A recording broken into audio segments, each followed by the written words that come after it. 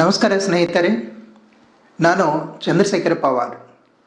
ಇವತ್ತಿನ ಈ ಕ್ಲಾಸ್ನಲ್ಲಿ PST, PE grade 2, GPT, high school teacher AM ಮತ್ತು PE ಗ್ರೇಡ್ 1 ಶಿಕ್ಷಕರ ನೇಮಕಾತಿಗೆ ಆನ್ಲೈನ್ ಅರ್ಜಿಯನ್ನು ಯಾವ ಕ್ರಮದಲ್ಲಿ ಭರ್ತಿ ಮಾಡಬೇಕು ಅನ್ನೋದನ್ನು ತುಂಬ ಸರಳವಾಗಿ ಒಂದೊಂದು ಸ್ಕ್ರೀನ್ ಹಿಡಿದು ನೋಡೋಣ.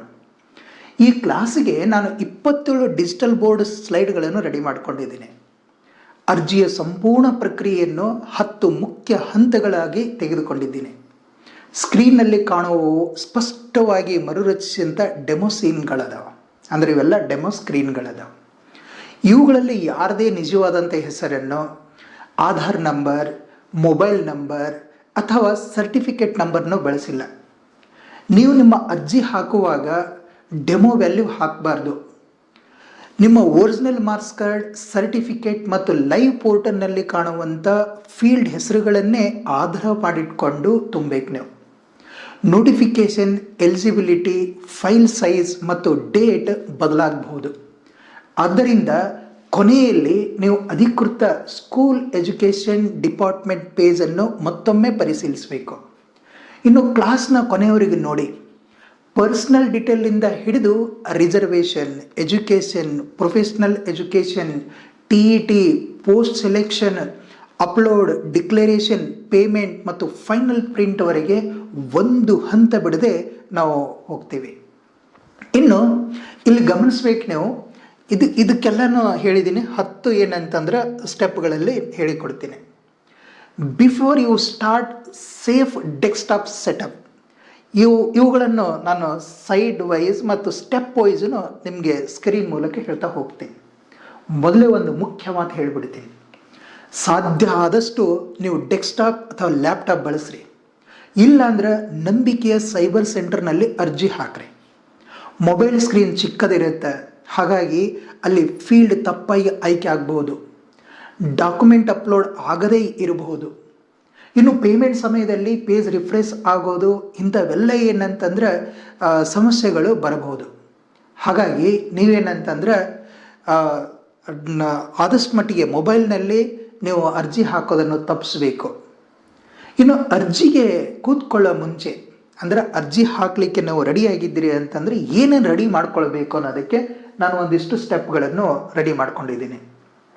ಏನು, ಫಸ್ಟ್ ಅರ್ಜಿ ಹಾಕೋದಕ್ಕೆ ಕುಳಿತುಕೊಳ್ಳೋಕ್ಕಿಂತ ಮುಂಚೆ SSLC ಮಾರ್ಕ್ಸ್ ಕಾರ್ಡ್, PUC ಅಥವಾ 12th ಮಾರ್ಕ್ಸ್ ಕಾರ್ಡ್, ಡಿಗ್ರಿಯ ಎಲ್ಲ ಇಯರ್ ಅಥವಾ ಸೆಮಿಸ್ಟರ್ ಮಾರ್ಕ್ಸ್ ಕಾರ್ಡ್ಗಳು, ಆಮೇಲೆ ಡಿಗ್ರಿ ಸರ್ಟಿಫಿಕೇಟ್, PG ಇದ್ದರೆ, ಪೋಸ್ಟ್ ಗ್ರ್ಯಾಜುಯೇಟ್ ಮಾಡಿದರೆ ಅದರ ಒಂದು ದಾಖಲೆ, BEd ಅಥವಾ DEd ಪ್ರೊಫೆಷ್ನಲ್ ಕ್ವಾಲಿಫಿಕೇಷನ್, ಇವೆಲ್ಲ ದಾಖಲೆಗಳನ್ನು ರೆಡಿ ಇಟ್ಕೊಳ್ಬೇಕು. ಅದರೊಟ್ಟಿಗೆ TET ಸರ್ಟಿಫಿಕೇಟನ್ನು ಸಹ ರೆಡಿ ಮಾಡಿ ಇಟ್ಕೊಳ್ಬೇಕು. ಅಂದರೆ ಯಾರಿಗೆ ಅಪ್ಲೈ ಆಗಿದೆ, ಯಾರಿಗೇನಂದ್ರೆ ಅದು ಅವಶ್ಯಕತೆ ಇದೆ, ಯಾವ ಪೋಸ್ಟಿಗೆ ಅವಶ್ಯಕತೆ ಇದೆ ಅಂಥೇಳಿ ನಾನು ನಿನ್ನೆ ವಿಡಿಯೋನಲ್ಲಿನೂ ಸಹ ಅದರ ಬಗ್ಗೆ ಸ್ಪಷ್ಟಪಡಿಸಿದ್ದೀನಿ. ಇವೆಲ್ಲ ಒರಿಜಿನಲ್ ಮತ್ತು ಕ್ಲಿಯರ್ ಸ್ಕ್ಯಾನ್ ರೂಪದಲ್ಲಿ ಸಿದ್ಧ ಮಾಡಿಟ್ಕೊಳ್ಬೇಕು.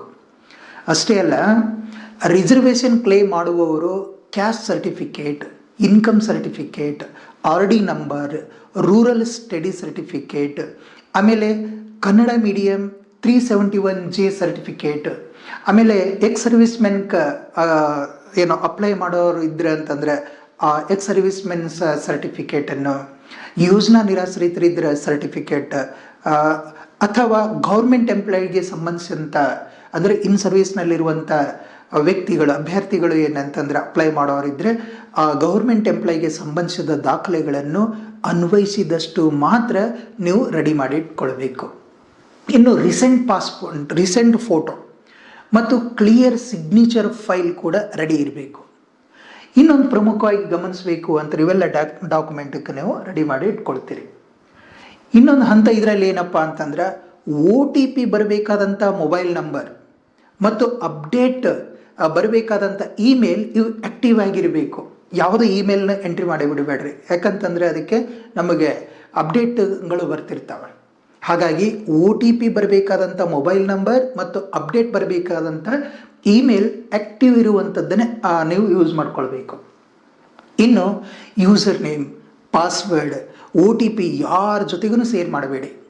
ಸೈಬರ್ ಸೆಂಟರ್ನಲ್ಲಿ ಅರ್ಜಿ ಹಾಕಿದರೂ ಪಾಸ್ವರ್ಡ್ ಟೈಪ್ ಮಾಡುವಾಗ ಪ್ರೈವಸಿ ಕಾಪಾಡಿ. ಕೆಲಸ ಮುಗಿದ ಮೇಲೆ ಲಾಗೌಟ್ ಮಾಡೋದನ್ನು ಮರಿಬೇಡಿ. ಈ ಅಂಶಗಳನ್ನು ನೀವು ಗಮನಿಸಿದ್ದೇ ಆದರೆ ನೀವು ಫಸ್ಟ್ ಐ ಆಮ್ ರೆಡಿ ಅಂಥೇಳಿ ನೀವು ಇದಕ್ಕೆ ರೆಡಿ ಆಗಬಹುದು. ಇನ್ನು ಈಗ ಮೇನ್ ಸ್ಕ್ರೀನಿಗೆ ಬಂದುಬಿಟ್ಟಿವಿ ನಾವು.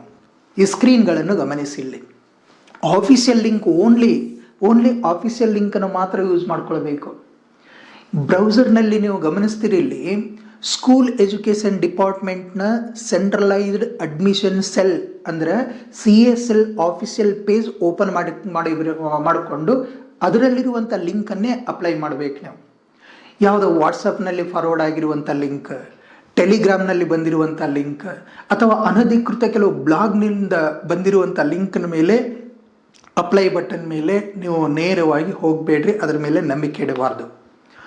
ಆಫೀಷಿಯಲ್ ಪೇಜ್ನಲ್ಲಿ ರಿಕ್ರೂಟ್ಮೆಂಟ್ ನೋಟಿಫಿಕೇಷನ್, ನೀವು school education department CA self ಏನಂತ ಲಿಂಕನ್ನು ಇದಕ್ಕೆ ವೆಬ್ಸೈಟ್ನ ಓಪನ್ ಮಾಡಿದರೆ ಅಲ್ಲಿ ನಿಮಗೆ ಇಲ್ಲಿ ಲಿಂಕ್ ಬರುತ್ತೆ. ಇದರಲ್ಲಿ ನಾನು ಅಡ್ರೆಸ್ನ ಇಲ್ಲಿ ಹಾಕಿದ್ದೀನಿ, schooleducation.karnataka.go.in/CSL/EN ಇಂಗ್ಲೀಷ್ ಮೀಡಿಯಮ್ನಲ್ಲಿನೂ ಸಹ ಇದೆ, ಕನ್ನಡದಲ್ಲಿನೂ ಸಿಗುತ್ತೆ ನಿಮಗೆ.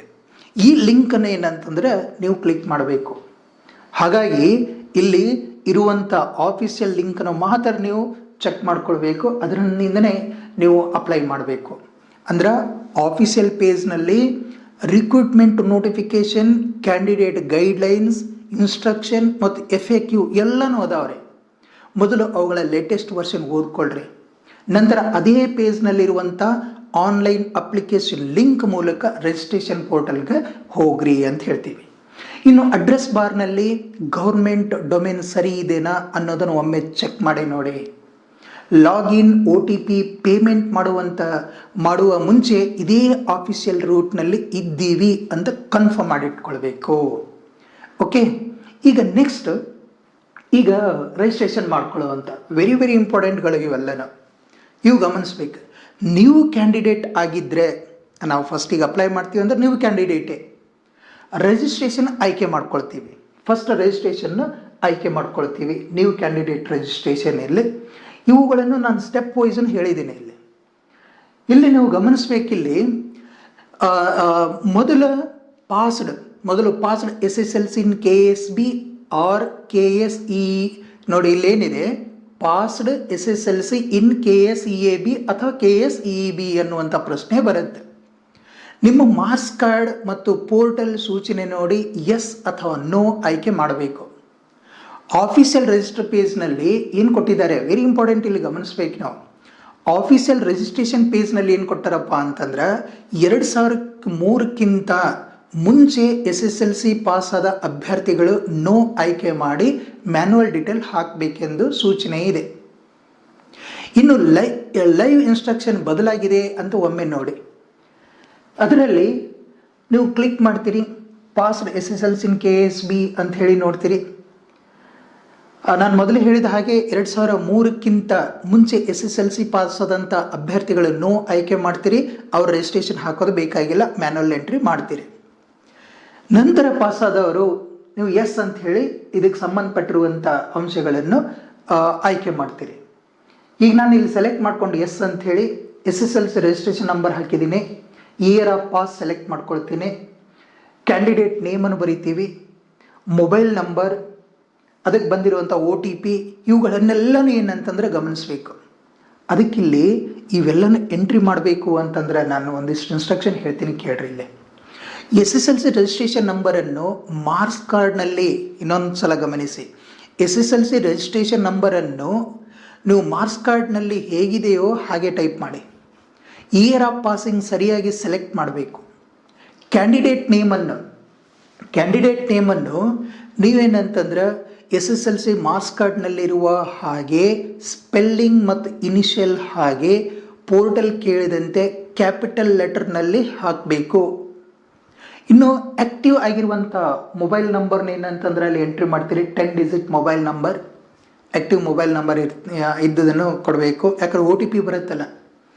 ಇನ್ನು OTP ಬಂದ ಮೇಲೆ ಅದನ್ನು ಇಲ್ಲಿ ಎಂಟ್ರಿ ಮಾಡಬೇಕು. ಮೊಬೈಲ್ ನಂಬರ್ನಲ್ಲಿ ಒಂದು ಡಿಜಿಟ್ ತಪ್ಪಿದರೆ OTP ಬೇರೆ ಕಡೆ ಹೋಗ್ಬೋದು. ಅದಕ್ಕೆ ಮೊಬೈಲ್ ನಂಬರ್ ಎಂಟ್ರಿ ಮಾಡುವಾಗ ಕೇರ್ಫುಲ್ಲಾಗಿ ಎಂಟ್ರಿ ಮಾಡಿ. ಇಮೇಲ್ ಐ ಡಿ ಇದೆಯಲ್ಲ, ಇಮೇಲ್ ಐ ಡಿ ಕೂಡ ನಿಮ್ಮದೇ ಆ್ಯಕ್ಟಿವ್ ಇಮೇಲ್ ಇರಲಿ, ಯಾರ್ದು ಇಮೇಲ್ ಕೊಡಬೇಡ್ರಿ. ಮುಂದಿನ ಕಮ್ಯುನಿಕೇಷನ್ ಇದೇ ಮೊಬೈಲ್ ಮತ್ತು ಇಮೇಲ್ಗೆ ಬರಬಹುದು. ಇನ್ನು ಯೂಸರ್ ನೇಮ್ ಮತ್ತು ಪಾಸ್ವರ್ಡ್. ಯೂಸರ್ ನೇಮ್ ಮತ್ತು ಸ್ಟ್ರಾಂಗ್ ಪಾಸ್ವರ್ಡ್ ಕ್ರಿಯೇಟ್ ಮಾಡಬೇಕು. ಮತ್ತು ಸ್ಟ್ರಾಂಗ್ ಪಾಸ್ವರ್ಡ್ ಅಂಥೇಳಿ ನಿಮ್ಗೆ ನೆನಪು ಹೋಗೋದು ಇರುವಂಥದ್ದು ಇರಬಾರ್ದು. ಮತ್ತು ಭಾಳ ಏನಂತಾರೆ ಎಲ್ಲರಿಗೂ ಗೊತ್ತಿರುವ ಹಾಗೆ ಇರಬಾರ್ದು. ಹಾಗಾಗಿ ಪಾಸ್ವರ್ಡ್ಗೆ ಪೋರ್ಟಲ್ ತೋರಿಸುವಂಥ ಲೈವ್ ರೂಲ್ಗಳನ್ನು ನೀವು ಗಮನಿಸಬೇಕು, ಪಾಲಿಸಬೇಕು. ಪಾಸ್ವರ್ಡ್ನಲ್ಲಿ ನೀವು ಏನು ಮಾಡಬೇಕು, ಅಲ್ಲಿ ಒಂದು ಏನಂತಂದ್ರೆ ಸ್ಪೆಷಲ್ ಕ್ಯಾರೆಕ್ಟರ್, ಒಂದು ಅಲ್ಫಾ ನ್ಯೂಮರಿಕಲ್ ವ್ಯಾಲ್ಯೂ, ಹೀಗೆ ಅಲ್ಲಿ ಒಂದು ನೀವು ಕ್ಲಿಕ್ ಮಾಡಿದ ತಕ್ಷಣವೇ ಅದಕ್ಕೆ ಸಂಬಂಧಪಟ್ಟಿರುವಂಥ ಇನ್ಸ್ಟ್ರಕ್ಷನ್ ಬರುತ್ತೆ, ಅದನ್ನು ಗಮನಿಸಬೇಕು. ಇನ್ನು ರಿಜಿಸ್ಟ್ರೇಷನ್ ಯಶಸ್ವಿಯಾದ ಮೇಲೆ ಯೂಸರ್ ನೇಮ್, ಅಪ್ಲಿಕೇಶನ್ ನಂಬರ್ ಅಥವಾ ರಿಜಿಸ್ಟ್ರೇಷನ್ ಅಕ್ನಾಲೇಜ್ಮೆಂಟನ್ನು ಸುರಕ್ಷಿತವಾಗಿ ನೀವು ನೋಟ್ ಮಾಡ್ಕೊಳ್ಬೇಕು. ಪಾಸ್ವರ್ಡ್ ಅಥವಾ OTP ಇದಕ್ಕೆ ಸ್ಕ್ರೀನ್ಶಾಟ್ನಲ್ಲಿ ಕಾಣುವಂತೆ ಯಾರಿಗೂ ಶೇರ್ ಮಾಡಬಾರ್ದು. ಇದನ್ನು ನೀವು ನೆನ್ಪಿಟ್ಕೊಳ್ಬೇಕು. ಓಕೆ, ಇಷ್ಟನ್ನು ಗಮನಿಸ್ತೀರಿ. ಇಲ್ಲಿ ಇಷ್ಟೆಲ್ಲನ ಹೇಳಿದ್ದೀನಿ. ನೆಕ್ಸ್ಟ್ ರಿಜಿಸ್ಟ್ರೇಷನ್ಗೆ ಸಂಬಂಧಪಟ್ಟದ್ದು. ಈಗ ಅದರ ಕಂಟಿನ್ಯೂ ಲಾಗಿನ್ ಆ್ಯಂಡ್ ಒಂದ್ಸಲ ಲಾಗಿನ್ ಆಗಿ ಬಿಟ್ಟ ನಂತರ ರಿಜಿಸ್ಟ್ರೇಷನ್ ಮುಗಿದ ಮೇಲೆ ನೀವು ಏನಂತಂದ್ರೆ ಆಫಿಷಿಯಲ್ ಪೋರ್ಟಲ್ನಲ್ಲಿ ಲಾಗಿನ್ ಸ್ಕ್ರೀನಿಗೆ ಬರ್ತೀರಿ. ಲಾಗಿನ್ ಸ್ಕ್ರೀನ್ ಈ ರೀತಿಯಲ್ಲಿ ಕಾಣುತ್ತೆ ನಿಮಗೆ, ಯೂಸರ್ ನೇಮ್ ಮತ್ತು ಪಾಸ್ವರ್ಡ್. ಇಲ್ಲಿ ನಾನು ಅದಕ್ಕೆ ಸಂಬಂಧಪಟ್ಟಿರುವಂಥ ಅಂಶಗಳನ್ನು ಹೇಳ್ತಾ ಹೋಗಿರ್ತೀನಿ. ಈ ಪಾಯಿಂಟ್ಗಳನ್ನು ಗಮನಿಸ್ಬೇಕು ನೀವು, ವೆರಿ ಇಂಪಾರ್ಟೆಂಟ್. ಇದ್ರ ಜಿಸ್ಟ್ ಇಲ್ಲಿದೆ. ರಿಜಿಸ್ಟ್ರೇಷನ್ ಮುಗಿದ ಮೇಲೆ ನಾವೇನು ಮಾಡ್ತೀವಿ, ಆಫಿಷಿಯಲ್ ಪೋರ್ಟಲ್ನಲ್ಲಿ ಲಾಗಿನ್ ಸ್ಕ್ರೀನಿಗೆ ಬರ್ತೀವಿ. ನೀವು ಕ್ರಿಯೇಟ್ ಮಾಡಿದಂಥ ಯೂಸರ್ ನೇಮ್ ಮತ್ತು ಪಾಸ್ವರ್ಡನ್ನು ಹಾಕಿ ಲಾಗಿನ್ ಆಗ್ತೀರಿ. ಇಲ್ಲಿ ಯೂಸರ್ ನೇಮ್ ಮತ್ತು ಅದಕ್ಕೆ ಸಂಬಂಧಪಟ್ಟಿರುವಂಥ ಪಾಸ್ವರ್ಡನ್ನು ಎಂಟ್ರ್ ಮಾಡಿ ಲಾಗಿನ್ ಅಂತ ಕ್ಲಿಕ್ ಮಾಡಿ ಲಾಗಿನ್ ಆಗ್ತೀರಿ. ಕೆಲವು ಇಂಪಾರ್ಟೆಂಟ್ ಆದಂಥ ಸೂಚನೆಯೂ ಸಹ ನಾನು ಇದರಲ್ಲಿ ಬರೆದಿದ್ದೀನಿ. ನೀವು ಕ್ರಿಯೇಟ್ ಮಾಡಿದ ಯೂಸರ್ ನೇಮ್ ಪಾಸ್ವರ್ಡನ್ನು ಎಂಟ್ರಿ ಮಾಡಿದ ಮೇಲೆ ಲಾಗಿನ್ ಆಗ್ತೀರಿ. ಬ್ರೌಸರ್ ಸೇವ್ ಪಾಸ್ವರ್ಡ್ ಕೇಳಿದರೆ ಪಬ್ಲಿಕ್ ಅಥವಾ ಸೈಬರ್ ಸೆಂಟರ್ ಕಂಪ್ಯೂಟರ್ನಲ್ಲಿ ನೀವು ಸೇವ್ ಮಾಡಬೇಡಿ. ಇದು ನಾನು ಭಾಳ ಕಡೆ ನೋಡಿದ್ದೀನಿ. ಅಲ್ಲಿ ಎಂಟ್ರಿ ಮಾಡ್ತಾರೆ, ಅಲ್ಲಿ ಆಟೋಮೆಟಿಕ್ ಏನಂತಂದರೆ ಸೇವ್ ಅಂತಿರುತ್ತೆ, ಸೇವ್ ಆಗಿರುತ್ತೆ. ಅದೇ ಬ್ರೌಸರ್ನಲ್ಲಿ ಯಾರ್ದೋ ಪಾಸ್ವರ್ಡ್, ಯಾರ್ದೋ ಏನಂತಂದರೆ ಅದನ್ನು ಸೇವ್ ಆಗಿರುತ್ತೆ, ಲಾಗಿನ್ನು ಸೇವ್ ಆಗಿರುತ್ತೆ, ಅದನ್ನು ಇನ್ನೊಬ್ಬರು ನೋಡ್ಕೋತಿರ್ತಾರೆ. ಹಾಗಾಗಿ ಬ್ರೌಸರ್ನಲ್ಲಿ ಸೇವ್ ಪಾಸ್ವರ್ಡ್ ಅಂತ ಕೇಳಿದ್ರೆ ಪಬ್ಲಿಕ್ ಅಥವಾ ಸೈಬರ್ ಸೆಂಟರ್ ಕಂಪ್ಯೂಟರ್ನಲ್ಲಿ ನೀವು ಸೇವ್ ಮಾಡಬಾರ್ದು. ಇನ್ನು ಲಾಗಿನ್ ಆದ ತಕ್ಷಣ ಡ್ಯಾಶ್ಬೋರ್ಡ್ನಲ್ಲಿ ಕ್ಯಾಂಡಿಡೇಟ್ ಅಥವಾ ಅಪ್ಲಿಕೇಶನ್ ಅಪ್ಲಿಕೇಶನ್ ರೆಫರೆನ್ಸ್ ಸರಿಯಾಗಿ ಜನರೇಟ್ ಆಗಿದೆಯಾ ಅಂತ ನೀವು ನೋಡಿ. ಇದಕ್ಕೆ ಕರೆಂಟ್ ಸ್ಟೆಪ್ ಏನಂತಂದರೆ ಪರ್ಸನಲ್ ಡಿಟೇಲ್ ಅಂತ ತೋರಿದರೆ ಅಪ್ಲಿಕೇಶನ್ ಆರಂಭಿಸಲು ಸಿದ್ಧ ಅಂತ ನೀವು ಗಮನಿಸಬೇಕು. ಇಷ್ಟು ಸ್ಟೆಪ್ ಅದರಲ್ಲಿ ಕಾಣಬೇಕು. Personal, reservation, education, professional education, TET, ಅದಕ್ಕೆ ಪೋಸ್ಟ್ಗೆ ಸಂಬಂಧಪಟ್ಟದ್ದು, ಅಪ್ಲೋಡಿಗೆ ಸಂಬಂಧಪಟ್ಟದ್ದು, ಡಿಕ್ಲೇರ್, ಪೇಮೆಂಟ್ಗೆ ಸಂಬಂಧಪಟ್ಟದ್ದು ಮತ್ತು ಪ್ರಿಂಟಿಗೆ. ಇಷ್ಟು 10 ಅಂಶಗಳದಾವ, 10 ಟ್ಯಾಬ್ಗಳು ಓಪನ್ ಆಗ್ತಾವೆ. ಅದಕ್ಕಿಲ್ಲಿ ಕರೆಂಟ್ ಸ್ಟೆಪ್ ಪರ್ಸನಲ್ ಡೀಟೇಲ್ಸ್ ಅಂತ ತೋರಿದರೆ ಅಪ್ಲಿಕೇಶನ್ ಆರಂಭಿಸಲು ಸಿದ್ಧ ಅಂಥೇಳಿ ನಾವು ನೋಡ್ತೀವಿ. ಇನ್ನು ಏನಾದರೂ ಡುಪ್ಲಿಕೇಟ್ ರಿಜಿಸ್ಟ್ರೇಷನ್ ಮೆಸೇಜ್ ಬಂದರೆ ಮತ್ತೆ ಹೊಸ ಅಕೌಂಟ್ ಕ್ರಿಯೇಟ್ ಮಾಡದೆ ಆಫೀಸಿಯಲ್ ಹೆಲ್ಪ್ ಅಥವಾ ಇನ್ಸ್ಟ್ರಕ್ಷನ್ನು ಒಂದು ಬಾರಿ ನೋಡ್ಕೊಳ್ಬೇಕು. ಇನ್ನು ಒಂದು ವೇಳೆ ಪಾಸ್ವರ್ಡ್ ನೆನಪಿಲ್ಲ ಅಂತಂದರೆ ಆಫೀಸಿಯಲ್ ಪೋರ್ಟಲ್ನಲ್ಲಿರುವಂಥ ಫಾರ್ಗೆಟ್ ಪಾಸ್ವರ್ಡ್ ಆಪ್ಷನ್ಸ್ ಮಾತ್ರ ಬಳಸಿ. ಯಾರಾದರೂ ಕಾಲ್ ಮಾಡಿ OTP ಕೇಳಿದರೆ ಕೊಡಬೇಡಿ. ಡಿಪಾರ್ಟ್ಮೆಂಟ್ ಅಥವಾ ಪೇಮೆಂಟ್ ಗೇಟ್ವೇ ಹೆಸರಿನಲ್ಲಿ ಬಂದಂಥ ಅನಧಿಕೃತ ಲಿಂಕ್ ಮೇಲೆ ಹೋಗಬೇಡಿ. ಕ್ಲಾಸ್ಗೆ ಸಂಬಂಧಪಟ್ಟಿರುವಂಥ ನೀವು ಈ ಕ್ಲಾಸ್ನಲ್ಲಿ ಸಂಬಂಧಪಟ್ಟಿರುವಂಥ ಅಂಶಗಳನ್ನು ನೀವು ಸ್ಪಷ್ಟವಾಗಿ ನೋಡಬೇಕು. ಸ್ಪಷ್ಟ ಇನ್ಸ್ಟ್ರಕ್ಷನ್ಗಳನ್ನು ಪಾಲಿಸಿದೆಯಾದರೆ ನಿಮಗೆ ಏನಂತಂದರೆ ಮುಂದೆ ಯಾವುದೇ ರೀತಿಯಾದಂಥ ತೊಂದರೆ ಆಗೋದಿಲ್ಲ. ಇನ್ನು ಇಷ್ಟಾದ ನಂತರ ಈಗ ಅರ್ಜಿಗೆ ಸಂಬಂಧಪಟ್ಟಿರುವಂತೆ ಪರ್ಸನಲ್ ಡಿಟೇಲ್ ಅಪ್ಲಿಕೇಶನ್ ಡ್ಯಾಶ್ಬೋರ್ಡ್ ಬಂದ್ಬಿಡುತ್ತೆ. ಇಲ್ಲಿ 10 ಸ್ಟೆಪ್ ರೂಟ್ ಅಂತ ಹೇಳಿದ್ದೀನಿ. ಅರ್ಜಿಯ ಫುಲ್ ರೂಟ್ ಈಗ ಒಮ್ಮೆ ನೋಡಿಬಿಡ್ರಿ. ನಾವು ಸ್ಟೆಪ್ 1 ಏನಿದೆ, ಸ್ಟೆಪ್ ವೈಸನ್ನು ಹಾಕಿದ್ದೀನಿ ನಾನು. ಸ್ಟೆಪ್ 1 ಏನಿದೆ, personal details. Step 1 personal detail. ಎರಡನೇದು ರಿಸರ್ವೇಷನ್, ಮೂರನೇದು ಎಜುಕೇಷನ್ಗೆ ಸಂಬಂಧಪಟ್ಟದ್ದು. ಹಾಗೆಯೇ ನಾಲ್ಕನೇದು professional education, step 5 TET details, step 6 post selection, step 7 photo ಮತ್ತು ಸಿಗ್ನೇಚರ್ ಅಪ್ಲೋಡ್ ಮಾಡೋದಕ್ಕೆ. ಇನ್ನು ಡಾಕ್ಯುಮೆಂಟ್ ಅಪ್ಲೋಡ್ ಮಾಡೋದು. ಸ್ಟೆಪ್ 8 ಪ್ರಿವ್ಯೂ, ಸ್ಟೆಪ್ ಡಿಕ್ಲರೇಷನ್ ಮತ್ತು ಪ್ರಿವ್ಯೂ ನೋಡ್ಕೊಳ್ಳೋದು. ಆಮೇಲೆ ಸ್ಟೆಪ್ 9 ಏನಿದೆ ಅಂತಂದರೆ payment, pay and save receipt. ಇನ್ನು ಸ್ಟೆಪ್ 10 ಏನಂತಂದರೆ ಇಲ್ಲಿ ಫೈನಲ್ ಪ್ರಿಂಟ್ಗೆ ಸಂಬಂಧಪಟ್ಟದ್ದು, ಡೌನ್ಲೋಡು ಮಾಡ್ಕೊಳ್ಳೋದು, ಫೈನಲ್ ಅಪ್ಲಿಕೇಶನ್ ಡೌನ್ಲೋಡ್ ಮಾಡ್ಕೊಳ್ಳೋದು. ಈ ಕ್ರಮವನ್ನು ಸಾಧ್ಯವಾದಷ್ಟು ಸೀಕ್ವೆನ್ಸ್ನಲ್ಲಿ ಕಂಪ್ಲೀಟ್ ಮಾಡಿರಿ. ಒಂದು ಸೆಕ್ಷನ್ ಅರ್ಧದಲ್ಲೇ ಬಿಡೋದು ಬೇಡ. ಒಂದು ಅರ್ಧ ಮಾಡಿ ಇನ್ನೊಂದನ್ನು ಮತ್ತೆ ನೆಕ್ಸ್ಟ್ ಮಾಡಿದರೆ ಆಯ್ತಂದು ಬಿಡಬಾರ್ದು. ಸೇವ್ ಡ್ರಾಫ್ಟ್ ಅಥವಾ ಸೇವ್ ಮತ್ತು ನೆಕ್ಸ್ಟ್ ಬಟನ್ ಕಂಡಾಗ ಸೇವ್ ಸ್ಟೇಟಸ್ ಕನ್ಫರ್ಮ್ ಮಾಡಬೇಕು.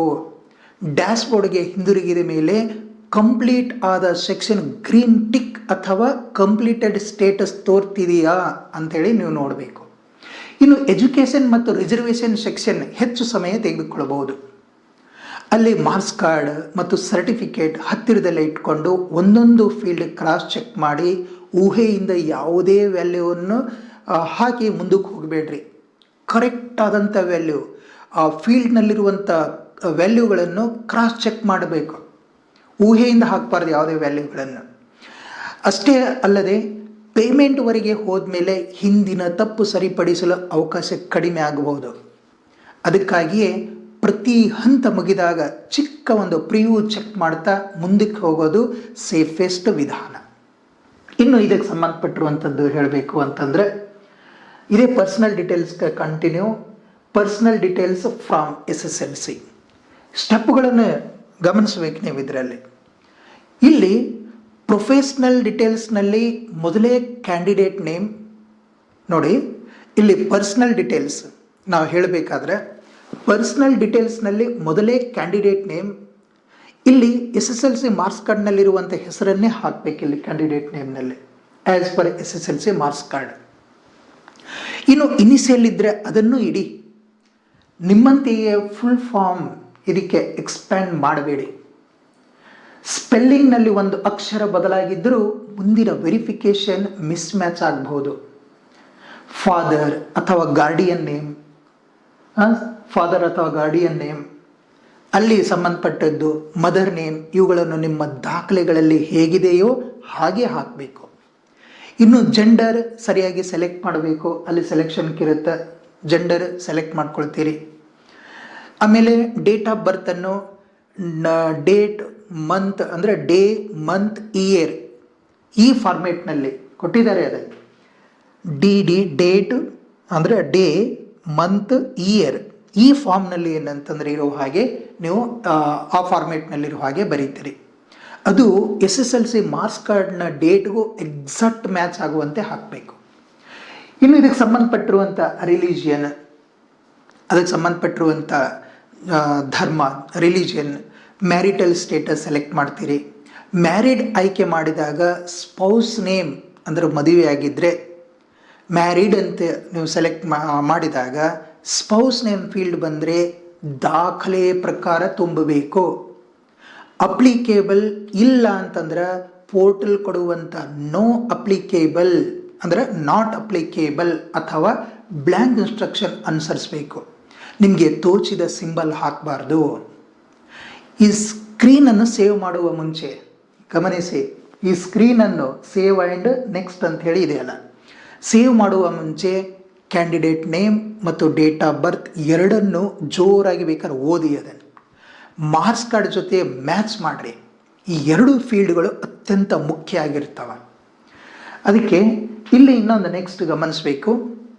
ಮುಂದೆ ಆಧಾರ್ ನಂಬರ್ ಸಂಬಂಧಪಟ್ಟಿದ್ದು ಸ್ಟೆಪ್ 1B ನಲ್ಲಿ ID, ಕಾಂಟ್ಯಾಕ್ಟ್ ಆ್ಯಂಡ್ ಎಂಪ್ಲಾಯ್ಮೆಂಟಿಗೆ ಸಂಬಂಧಪಟ್ಟಿದ್ದು ಎಲ್ಲ ಫೀಲ್ಡ್ಗಳಿದಾವೆ. ಇವುಗಳನ್ನು ಗಮನಿಸ್ಬೇಕು ನಾವು. ಇಲ್ಲಿ ಆಧಾರ್ ನಂಬರ್ 12 ಡಿಜಿಟ್ ಇರುತ್ತಲ್ಲ, ಆಧಾರ್ ನಂಬರ್ 12 ಡಿಜಿಟನ್ನು ಕಾರ್ಡ್ ನೋಡಿ ಹಾಕಬೇಕು. ಫೋನ್ ಮಾಡಿ ಆಧಾರ್ ಕಾರ್ಡ್ ಏನಂತಂದರೆ ಅದನ್ನು ವಾಟ್ಸಪ್ನಲ್ಲಿ ಕಳಿಸು ಅಂತ ಹಾಕಿ ಈ ರೀತಿಯಲ್ಲಿ ಮಾಡಬಾರ್ದು. ಎಲ್ಲವನ್ನು ರೆಡಿ ಇಟ್ಕೊಂಡು ನೀವು ಆಧಾರ್ ನಂಬರ್ನೂ ಸಹ 12 ಡಿಜಿಟನ್ನು ನೋಡೇ ಹಾಕಬೇಕು. ಗ್ಯಾಪ್ ಅಥವಾ ತಪ್ಪು ಡಿಜಿಟ್ ಬಾರದಂತೆ 2 ಬಾರಿ ಚೆಕ್ ಮಾಡಬೇಕು. ಇನ್ನು ಐಡೆಂಟಿಟಿ ಅಥವಾ ಅಡ್ರೆಸ್ ಪ್ರೂಫ್ ಡ್ರಾಪ್ ಡೌನ್ ಬಂದರೆ ಇದಕ್ಕೆ ಇಲ್ಲಿ ಅಲ್ಲೇನು ಮಾಡಬೇಕು, Aadhaar, voter ID, driving licence ಅಲ್ಲಿ ಪೋರ್ಟಲ್ನಲ್ಲಿ ಏನು ಲಭ್ಯ ಇರ್ತಾವ ಮತ್ತು ನಿಮ್ಮ ಬಳಿ ವ್ಯಾಲಿಡ್ ಇರುವಂಥ ಆಪ್ಷನನ್ನು ಆಯ್ಕೆ ಮಾಡಬೇಕು. ಇಲ್ಲೊಂದು ಸೆಲೆಕ್ಟ್ ಮಾಡ್ಕೊಂಡು ನಿಮ್ಮಲ್ಲಿ ಆ ದಾಖಲೆನೇ ಇಲ್ಲ ಅಂತಂದರೆ ತೊಂದರೆ ಆಗತ್ತೆ. ಅದಕ್ಕೆ ಅಡ್ರೆಸ್ ಪ್ರೂಫ್ ಕೊಡಬೇಕಾದ್ರೆ ಆ ಪೋರ್ಟಲ್ನಲ್ಲಿ ಲಭ್ಯ ಇರುವಂಥ ಮತ್ತು ನಿಮ್ಮ ಬಳಿ ವ್ಯಾಲಿಡ್ ಇರುವಂಥ ಆಪ್ಷನನ್ನು ಆಯ್ಕೆ ಮಾಡಬೇಕು. ಇನ್ನು ಅದೇ ರೀತಿಯಲ್ಲಿ ಮೊಬೈಲ್ ನಂಬರ್ ಮತ್ತು ಇಮೇಲ್ ರಿಜಿಸ್ಟ್ರೇಷನ್ ಸಮಯದಲ್ಲಿ ಕೊಟ್ಟಿದ್ದೇ ಇದೆಯಾ ಅಂತ ನೋಡಬೇಕು, ಬಂದಿರುತ್ತದೆ. ಕಮ್ಯುನಿಕೇಷನ್ ಇದೇ ಕಾಂಟ್ಯಾಕ್ಟ್ಗೆ ಬರಬಹುದು. ಸೈಬರ್ ಸೆಂಟರ್ ಆಪರೇಟರ್ಗಳು ಈ ಸೈಬರ್ ಸೆಂಟರ್ನ ಆಪರೇಟರ್ನ ಮೊಬೈಲ್ ಅಥವಾ ಇಮೇಲ್ ಹಾಕೋದು ಸರಿಯಲ್ಲ. ಅವ್ರಿಗೆ ಹೇಳಿದ ಮೇಲೆ ಸೈಬರ್ ಸೆಂಟರ್ಗೆ ಹೋಗಿರ್ತೀರಿ, ಅವ್ರದ್ದೇ ಒಂದು ಮೊಬೈಲ್ ನಂಬರ್ ಇಮೇಲ್ ಇಲ್ಲ, ಯಾವ ಇಮೇಲ್ನ ಹಾಕಿ ಇಡಬಾರ್ದು. ಇದು ವೆರಿ ಇಂಪಾರ್ಟೆಂಟ್, ಇದನ್ನು ಗಮನಿಸಬೇಕು. ಇಲ್ಲಿ ಪರ್ಸನ್ ವಿತ್ ಡಿಸ್ಯಾಬಿಲಿಟಿ ಅನ್ನುವಂಥ ಪ್ರಶ್ನೆ ಬಂದಾಗ ಗಮನಿಸಬೇಕಿಲ್ಲಿ ಪರ್ಸನ್ ವಿತ್ ಡಿಸ್ಯಾಬಿಲಿಟಿ ಅಲ್ಲಿ ಎಸ್ ಆರ್ ನೋ ಅಂಥೇಳಿ ಇದೆ ಅನ್ನುವಂಥ ಪ್ರಶ್ನೆಗೆ ನಿಮ್ಮ ಬಳಿ ವ್ಯಾಲಿಡ್ ಇರುವಂಥ ಅಂದರೆ ಅದಕ್ಕೆ ಅಪ್ಲಿಕೇಬಲ್ ಇದ್ದರೆ, ನಿಮ್ಮ ಬಳಿ ವ್ಯಾಲಿಡ್ ಸರ್ಟಿಫಿಕೇಟ್ ಮತ್ತು ಅಪ್ಲಿಕೇಬಲ್ ಎಲಿಜಿಬಿಲಿಟಿ ಇದ್ದರೆ ಮಾತ್ರ ಎಸ್ ಅಂತ ಅನ್ಬೇಕು. ಗೌರ್ಮೆಂಟ್ ಎಂಪ್ಲಾಯ್ ಅನ್ನುವಂಥ ಪ್ರಶ್ನೆಗೆ ನೆಕ್ಸ್ಟ್ ಬರುತ್ತೆ ಗೌರ್ಮೆಂಟ್ ಎಂಪ್ಲಾಯ್, ಅಲ್ಲಿನೂ ಎಸ್ ನೋ ಅಂತ ಹೇಳಿದೆ. ಅನ್ನುವಂಥ ಪ್ರಶ್ನೆಗೆ ಕೆಲಸದಲ್ಲಿದ್ದರೆ ಅಂದರೆ ಗೌರ್ಮೆಂಟ್ ಎಂಪ್ಲಾಯ್ ಆಗಿದ್ದರೆ ರೂಲ್ಸ್ ಪ್ರಕಾರ ಎಸ್ ಅಂಥೇಳಿ ಆಯ್ಕೆ ಮಾಡಬೇಕು. Department, office, employee ID, NOC ಅಥವಾ ಪರ್ಮಿಷನ್ ಡೀಟೇಲ್ ಪೋರ್ಟ್ ಕೇಳಿದಷ್ಟು ಮಾತ್ರ ಒದಗಿಸಿಕೊಡಬೇಕು. ಒಂದು ರೂಲ್ ನೆನ್ಪಿಟ್ಕೊಳ್ರಿ, ನಾವು ಎಸ್ ಆಯ್ಕೆ ಮಾಡಿದ ಪ್ರತಿ ಕ್ಲೇಮ್ಗೆ ಸಪೋರ್ಟಿಂಗ್ ಡಾಕ್ಯುಮೆಂಟ್ ಇರಬೇಕು. ಡೌಟ್ ಇದ್ದರೆ ಕ್ಲೇಮ್ ಮಾಡುವ ಮುಂಚೆ ನೋಟಿಫಿಕೇಶನ್ ಓದಿ ಅಥವಾ ಅಧಿಕೃತ ಕ್ಲಾರಿಫಿಕೇಶನ್ ಪಡೆಯಿರಿ. ಇದನ್ನು ಹೇಳಲಿಕ್ಕೆ ಇಷ್ಟಪಡ್ತೀನಿ. ನೆಕ್ಸ್ಟ್ ಸೇವ್ ಆ್ಯಂಡ್ ನೆಕ್ಸ್ಟ್ ಅಂತ ಹೇಳ್ತೀರಿ. ನೆಕ್ಸ್ಟ್ ಮುಂದೆ ಸ್ಟೆಪ್ಪಿಗೆ ಬರ್ತೀರಿ, ಪರ್ಮನೆಂಟ್ ಆ್ಯಂಡ್ ಪೋಸ್ಟಲ್ ಅಡ್ರೆಸ್ಗೆ ಸಂಬಂಧಪಟ್ಟಿದ್ದು. ಇಲ್ಲಿ ಗಮನಿಸಬೇಕು, ಈ ಮೇನ್ ಪಾಯಿಂಟನ್ನು ಹೈಲೈಟ್ ಮಾಡಿದ್ದೀನಿ, ಅದನ್ನು ಸಹ ನೀವು ನೋಡ್ತಾ ಹೋಗ್ಬೇಕು. ಅದನ್ನು ಅಡ್ರೆಸ್ ಸೆಕ್ಷನ್ನಲ್ಲಿ ಡೋರ್ ಅಥವಾ ಹೌಸ್ ನಂಬರ್, ಸ್ಟ್ರೀಟ್ ಅಥವಾ ಲೊಕ್ಯಾಲಿಟಿ, ವಿಲೇಜ್ ಅಥವಾ ಟೌನ್, ತಾಲೂಕು, ಡಿಸ್ಟ್ರಿಕ್ಟ್, ಸ್ಟೇಟ್ ಮತ್ತು ಪಿನ್ ಕೋಡ್ ಜೋರಾಗಿ ಅದನ್ನು ಒಂದ್ಸಲ ಹೇಳ್ಕೊಡ್ರಿ. ಅದನ್ನು ಮನುಷ್ಯನಲ್ಲೇ ಜೋರಾಗಿ ಹೇಳ್ಕೊಳ್ಳೋದು. ಇವುಗಳನ್ನು ಹೇಳ್ಕೊಂಡು ಕನ್ಫರ್ಮ್ ಮಾಡಿಕೊಂಡು ಇವುಗಳನ್ನು ಒಂದೊಂದಾಗಿ ತುಂಬಬೇಕು. ಡ್ರಾಪ್ ಡೌನಲ್ಲಿ ಡಿಸ್ಟ್ರಿಕ್ಟ್ ಮತ್ತು ತಾಲೂಕು ಆಯ್ಕೆ ಮಾಡುವಾಗ ತಪ್ಪು ಲೈನ್ ಕ್ಲಿಕ್ ಆಗದಂತೆ ಗಮನ ಕೊಡಬೇಕು. ಇಷ್ಟೆಲ್ಲ ಮಾಹಿತಿಗಳನ್ನೇನಂತಂದರೆ ಸ್ಪಷ್ಟವಾಗಿ ಓದಿಕೊಂಡು ಸ್ಪಷ್ಟವಾಗಿ ತುಂಬಬೇಕು. ಹಾಗಾಗಿ if postal address is different, complete every field, verify pin code before saving ಅಂತ. ಹಾಗಾಗಿ ಇವುಗಳನ್ನು ಕರೆಕ್ಟಾಗಿ ತುಂಬಿಕೊಂಡು ಸೇವ್ ಆ್ಯಂಡ್ ನೆಕ್ಸ್ಟನ್ನು ಕ್ಲಿಕ್ ಮಾಡಬೇಕು. ಪಿನ್ ಕೋಡ್ 6 ಡಿಜಿಟ್ದು ಇರುತ್ತೆ. ನಿಮ್ಮ ಪೋಸ್ಟ್ ಆಫೀಸ್ ಪಿನ್ ಸರಿ ಇದೆಯಾ ಒಮ್ಮೆ ಚೆಕ್ ಮಾಡಿ ನೋಡ್ಕೊಳ್ಬೇಕು. ವಿಲೇಜ್ ಮತ್ತು ಟೌನ್ ಹೆಸರಿನ ಸ್ಪೆಲ್ಲಿಂಗನ್ನು ಅಡ್ರೆಸ್ ಪ್ರೂಫ್ನಲ್ಲಿರುವಂತೆ ಬರೆಯೋದು ಉತ್ತಮ. ಪರ್ಮನೆಂಟ್ ಅಡ್ರೆಸ್ ಮತ್ತು ಪೋಸ್ಟಲ್ ಅಡ್ರೆಸ್ ಒಂದೇ ಇದ್ದರೆ ಸೇಮ್ ಅಥವಾ ಎಸ್ ಆಯ್ಕೆ ಮಾಡಬೇಕು. ಬೇರೆ ಇದ್ದರೆ ಪೋಸ್ಟಲ್ ಅಡ್ರೆಸ್ನ ಪ್ರತಿ ಫೀಲ್ಡ್ ಮತ್ತೆ ಪೂರ್ಣವಾಗಿ ತುಂಬಬೇಕು. ಒಂದೇ ಲೈನ್ ಹಾಕಿ ಉಳಿದ ಫೀಲ್ಡ್ ಬಿಡಬೇಡ್ರಿ. ಸೇವ್ ಆ್ಯಂಡ್ ನೆಕ್ಸ್ಟ್ ಒತ್ತುವ ಮುಂಚೆ ನೀವು ಡಿಸ್ಟ್ರಿಕ್ಟ್, ತಾಲೂಕು ಮತ್ತು ಪಿನ್ ಕೋಡ್ ಈ 3 ಡೀಟೇಲನ್ನು ಮತ್ತೆ ನೋಡಿ. ಮುಂದಿನ ಕಮ್ಯುನಿಕೇಷನ್ ಅಥವಾ ವೆರಿಫಿಕೇಷನ್ಗೆ ಈ ಅಡ್ರೆಸ್ ಸ್ಪಷ್ಟವಾಗಿರಬೇಕು. ಇನ್ನು ಇದಕ್ಕೆ ಸಂಬಂಧಪಟ್ಟಿರುವಂಥದ್ದು ನೆಕ್ಸ್ಟ್ 2ನೇ ಅಂಶ, ಇದರಲ್ಲಿ ಪರ್ಸನಲ್ಲೇ step 2A category and certificate ಡೀಟೇಲ್ಗೆ ಸಂಬಂಧಪಟ್ಟಿದ್ದು. ಇಲ್ಲಿ ರಿಸರ್ವೇಷನ್ ಸೆಕ್ಷನ್ ಭಾಳ ಎಚ್ಚರಿಕೆಯಿಂದ ಭರ್ತಿ ಮಾಡಬೇಕು. ಜನರಲ್ ಮೆರಿಟ್ ಹೊರತುಪಡಿಸಿ ಇಲ್ಲಿ ಕಂಪ್ಲೀಟಾಗಿ ನೋಡ್ಬೇಕ್ರೆ claiming category other then GM category, caste certificate, RD number, ಇವೆಲ್ಲ ಏನದಾವ ನೋಡ್ರಿ. ಇವನ್ನ ಹೇಗೆ ಫೀಲ್ ಮಾಡಬೇಕು, ಇವುಗಳನ್ನು ಹೇಗೆ ನಾವು ಭರ್ತಿ ಮಾಡಬೇಕು ಅನ್ನೋದಂತಂದರೆ ಜನರಲ್ ಮೆರಿಟಿಗೆ ಹೊರತುಪಡಿಸಿ ಬೇರೆ ಕ್ಯಾಟಗರಿ ಕ್ಲೇಮ್ ಮಾಡ್ತೀರಾ ಅನ್ನುವ ಪ್ರಶ್ನೆಗೆ ನೀವು ಮೊದಲು ನೋಟಿಫಿಕೇಷನನ್ನು ಓದಿಕೊಂಡು ನೋಟಿಫಿಕೇಷನ್ ಪ್ರಕಾರ ನಿಮ್ಮ ಎಲಿಜಿಬಿಲಿಟಿ ಕನ್ಫರ್ಮ್ ಮಾಡ್ಕೊಳ್ಬೇಕು. ಎಲಿಜಿಬಲ್ ಇದ್ದರೆ ಮಾತ್ರ ಎಸ್ ಆಯ್ಕೆ ಮಾಡಿ ಮತ್ತು ಸರಿಯಾದ ಕ್ಯಾಟಗರಿಯನ್ನು ಸೆಲೆಕ್ಟ್ ಮಾಡಬೇಕು. ಇದರಲ್ಲಿ ಇನ್ನು caste certificate R D number ಅತ್ಯವಶ್ಯಕ ಬೇಕಾಗಿದೆ. Enter from certificate R D number enter ಮಾಡಬೇಕು. ಮತ್ತು ಇನ್ಕಮ್ ಸರ್ಟಿಫಿಕೇಟ್ ಆರ್ ಡಿ ನಂಬರ್ನು ಎಂಟ್ರಿ ಮಾಡ್ತೀರಿ. ಅದನ್ನು ಸರ್ಟಿಫಿಕೇಟ್ನಿಂದ ನೇರವಾಗಿ ಕಾಪಿ ಮಾಡಿ ನೇರವಾಗಿ ನೋಡಿ ಅದನ್ನು ಬರೀರಿ. 0 ಲೆಟರ್ ಅಥವಾ ಓ ಅಂದರೆ 0 ಲೆಟರ್ ಓ 1 ಲೆಟರ್ ಐ ಇವು ಗೊಂದಲ ಆಗಬಾರ್ದು. ಇಶ್ಯೂ ಡೇಟ್, ಇಶ್ಯೂಯಿಂಗ್ ಅಥಾರಿಟಿ ಮತ್ತು ವ್ಯಾಲಿಡ್ ಪೋರ್ಟಲ್ ಕೇಳಿದರೆ ಸರ್ಟಿಫಿಕೇಟ್ ನೋಡಿ ಮಾತ್ರ ಹಾಕಬೇಕು. ನೀವು ಇದನ್ನು ಅಪ್ಲೋಡ್ ಸರ್ಟಿಫಿಕೇಟ್ ಅಂತ ಹೇಳಿದಾರಲ್ಲ, ಹೀಗೆ ಇಲ್ಲಿ ವೆರಿ ಇಂಪಾರ್ಟೆಂಟ್ ಗಮನಿಸಬೇಕು. Use certificate issued by competent Karnataka authority as required by the notification. A central OBC certificate alone may not satisfy the portal's category claim conditions. ಇದನ್ನು ನೀವು ಗಮನಿಸಬೇಕು. ಇಷ್ಟಾದ ನಂತರ ಮತ್ತೆ ಸೇವ್ ಆ್ಯಂಡ್ ನೆಕ್ಸ್ಟ್ ಅನ್ನು ಕ್ಲಿಕ್ ಮಾಡ್ತೀರಿ. Karnataka recruitment ನೋಟಿಫಿಕೇಶನ್ನಲ್ಲಿ ಹೇಳಿರುವಂಥ ಕಾಂಪಿಟೆಂಟ್ ಕರ್ನಾಟಕ ಅಥಾರಿಟೀಸ್ ಸರ್ಟಿಫಿಕೇಟ್ ಅಗತ್ಯವಾಗಬಹುದು. Central O B C certificate ಮಾತ್ರ ಹಿಡ್ಕೊಂಡು ಸ್ಟೇಟ್ ಕ್ಯಾಟಗರಿ ಕ್ಲೇಮ್ ಮಾಡೋದು ಸರಿಯಾಗದೇ ಇರ್ಬೋದು. ಯಾವ ಸರ್ಟಿಫಿಕೇಟ್ ಎಕ್ಸೆಪ್ಟೇಬಲ್ ಅನ್ನೋದನ್ನು ಲೈವ್ ನೋಟಿಫಿಕೇಷನ್ ಮತ್ತು ಕ್ಯಾಂಡಿಡೇಟ್ ಗೈಡೆನ್ಸ್ನಲ್ಲಿ ಒಂದು ಬಾರಿ ವೆರಿಫೈ ಮಾಡಿರಿ. ಸರ್ಟಿಫಿಕೇಟ್ ಅಪ್ಲೋಡ್ ಕೇಳಿದರೆ ಕ್ಲಿಯರ್ ಕಂಪ್ಲೀಟ್ ಡಾಕ್ಯುಮೆಂಟ್ ಅಪ್ಲೋಡ್ ಮಾಡಬೇಕು. ಪೇಜ್ ಕಟ್ ಆಗಿರಬಾರ್ದು. ಸೀಲ್ ಮತ್ತು ಆರ್ ಡಿ ನಂಬರ್ ಓದಲು ಬರಬೇಕು. ಕ್ಲೇಮ್ ಮತ್ತು ಅಪ್ಡೇಟ್ ಏನೋ ಅದಕ್ಕೆ ಅಪ್ಲೋಡ್ ಮಾಡಿರುವಂಥ ಡಾಕ್ಯುಮೆಂಟ್ ಎರಡು ಒಂದಕ್ಕೊಂದು ಮ್ಯಾಚ್ ಆಗಬೇಕು. ಈ ಅಂಶಗಳನ್ನು ನೀವೆಲ್ಲರೂ ಗಮನಿಸಬೇಕು. ನೆಕ್ಸ್ಟ್ ಸ್ಟೆಪ್ನಲ್ಲಿ ನೋಡ್ತೀವಿ ನಾವು ಸ್ಪೆಷಲ್ ರಿಸರ್ವೇಷನ್ ಕ್ಲೇಮ್ಸ್ಗೆ ಸಂಬಂಧಪಟ್ಟಿದ್ದು. ಈ ಸ್ಕ್ರೀನ್ನಲ್ಲಿ ರೂರಲ್ ಸ್ಟಡಿ ಕೋಟಾ ಸಂಬಂಧಪಟ್ಟಿದ್ದನ್ನು ನೋಡ್ರಿ. ಇವೆಲ್ಲ ಫೀಲ್ಡ್ಗಳನ್ನು ಗಮನಿಸಿ. ರೂರಲ್ ಸ್ಟಡಿ ಕೋಟಾ ಆಮೇಲೆ Kannada medium from 1 to 10th X service men ಅಥವಾ ಡಿಪೆಂಡೆಂಟ್ ಇದ್ದರೆ ಎಸ್ ಆರ್ ನೋ ಅಂತ ಸೆಲೆಕ್ಟ್ ಮಾಡ್ಕೊಳ್ತೀರಿ. 371J ಅಪ್ಲಿಕೇಬಲ್ ಆಗಿದ್ದರೆ ಅದನ್ನು ಸೆಲೆಕ್ಟ್ ಮಾಡ್ಕೊಳ್ತೀರಿ. ಪರ್ಸನ್ ವಿತ್ ಡಿಸಬಿಲಿಟಿ ಮತ್ತು ಗೌರ್ಮೆಂಟ್ ಎಂಪ್ಲಾಯ್ ಕ್ಲೇಮ್ ಇವೆಲ್ಲನೂ ನಿಮ್ಮದರಲ್ಲಿ ಕಾಣ್ತಾವೆ. ಇವು ಆಪ್ಷನ್ಸ್ ಕಾಣಿಸ್ತಿದೆಯೇ ಅಂತಂದರೆ ಎಲ್ಲರೂ ಎಸ್ ಮಾಡಬಹುದು ಅಂತ ಅರ್ಥ ಅಲ್ಲ. ನೋಟಿಫಿಕೇಷನಲ್ಲಿ ಕೊಟ್ಟ ಎಲಿಜಿಬಿಲಿಟಿ ಮತ್ತು ಪ್ರಿಸ್ಕ್ರೈಬ್ಡ್ ಸರ್ಟಿಫಿಕೇಟ್ ನಿಮ್ಮ ಬಳಿ ಇದ್ದಾಗ ಮಾತ್ರ ಕ್ಲೇಮ್ ಮಾಡಿ. ರೂರಲ್ ಸ್ಟಡಿಗೆ ರಿಕ್ವೈರ್ಡ್ ಇಯರ್ಸ್ ಮತ್ತು ಫಾರ್ಮೇಟ್, ಕನ್ನಡ ಮೀಡಿಯಂ ಕ್ಲೇಮ್ಗೆ ಸ್ಟಡಿ ಸರ್ಟಿಫಿಕೇಟ್, 371Jಗೆ ಎಲಿಜಿಬಿಲಿಟಿ ಸರ್ಟಿಫಿಕೇಟ್, ಪ್ರತಿಯೊಂದಕ್ಕೂ ಬೇರೆ ಕಂಡೀಷನ್ ಇರ್ತಾವ. ಇವು ನೀವು ಯಾವ್ಯಾವನ್ನು ಕ್ಲೇಮ್ ಮಾಡಬೇಕು ಅನ್ನೋದಕ್ಕೆ ನಾನು ಬೆಳಿಗ್ಗೆ ಅಪ್ಲೋಡ್ ಮಾಡಿರುವಂಥ FAQಗೆ ಸಂಬಂಧಪಟ್ಟಿರುವಂಥ ವಿಡಿಯೋನ ಒಂದು ಬಾರಿ ನೀವು ಇನ್ನೊಂದು ಬಾರಿ ಅದನ್ನು ನೋಡಬೇಕು. ಅಲ್ಲಿ ಪ್ರತಿಯೊಂದೂ ಡಿಟೇಲ್ ಆಗಿ ಹೇಳಿದ್ದೀನಿ.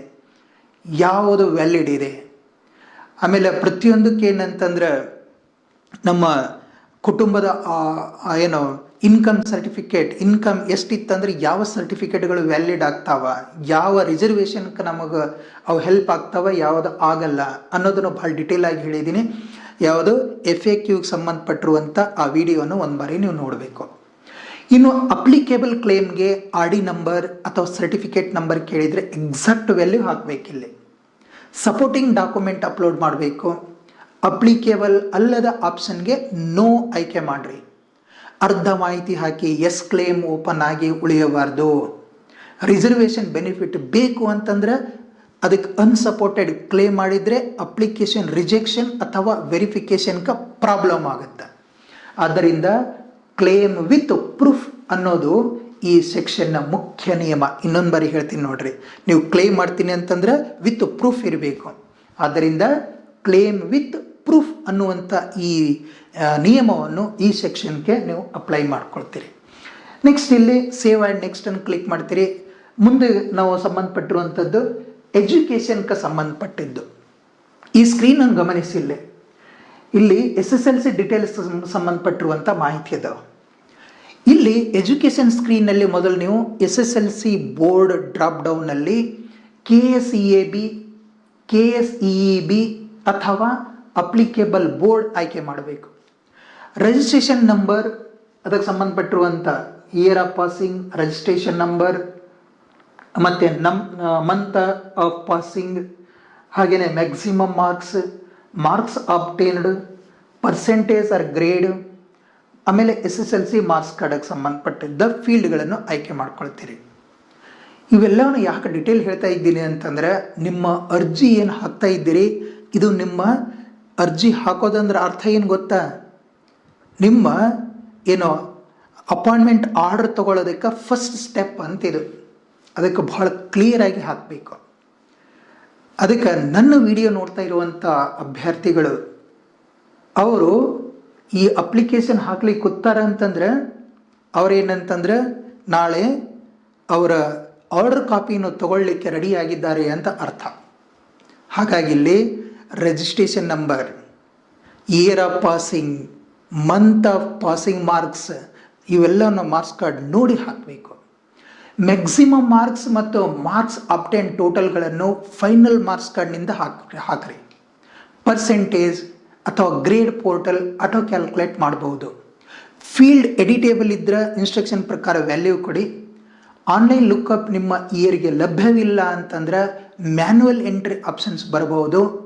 ಮ್ಯಾನ್ಯುವಲ್ ಎಂಟ್ರಿ ಅಂದಾಕ್ಷಣ ಮಾರ್ಕ್ಸ್ ರಿಜಿಸ್ಟರ್ ನಂಬರ್ ಅಥವಾ ಇಯರ್ ಊಹೆಯಿಂದ ಹಾಕಬಾರ್ದು. ಒರಿಜಿನಲ್ ಮಾರ್ಕ್ಸ್ ಕಾರ್ಡ್ ಹತ್ತಿರ ಇಟ್ಕೊಳ್ಬೇಕು. ಒಂದೊಂದಾಗಿ ಟೈಪ್ ಮಾಡಿರಿ. SSLC ಮಾರ್ಕ್ಸ್ ಕಾರ್ಡ್ ಅಪ್ಲೋಡ್ ಕೇಳಿದರೆ full page clear scan upload ಮಾಡಬೇಕು.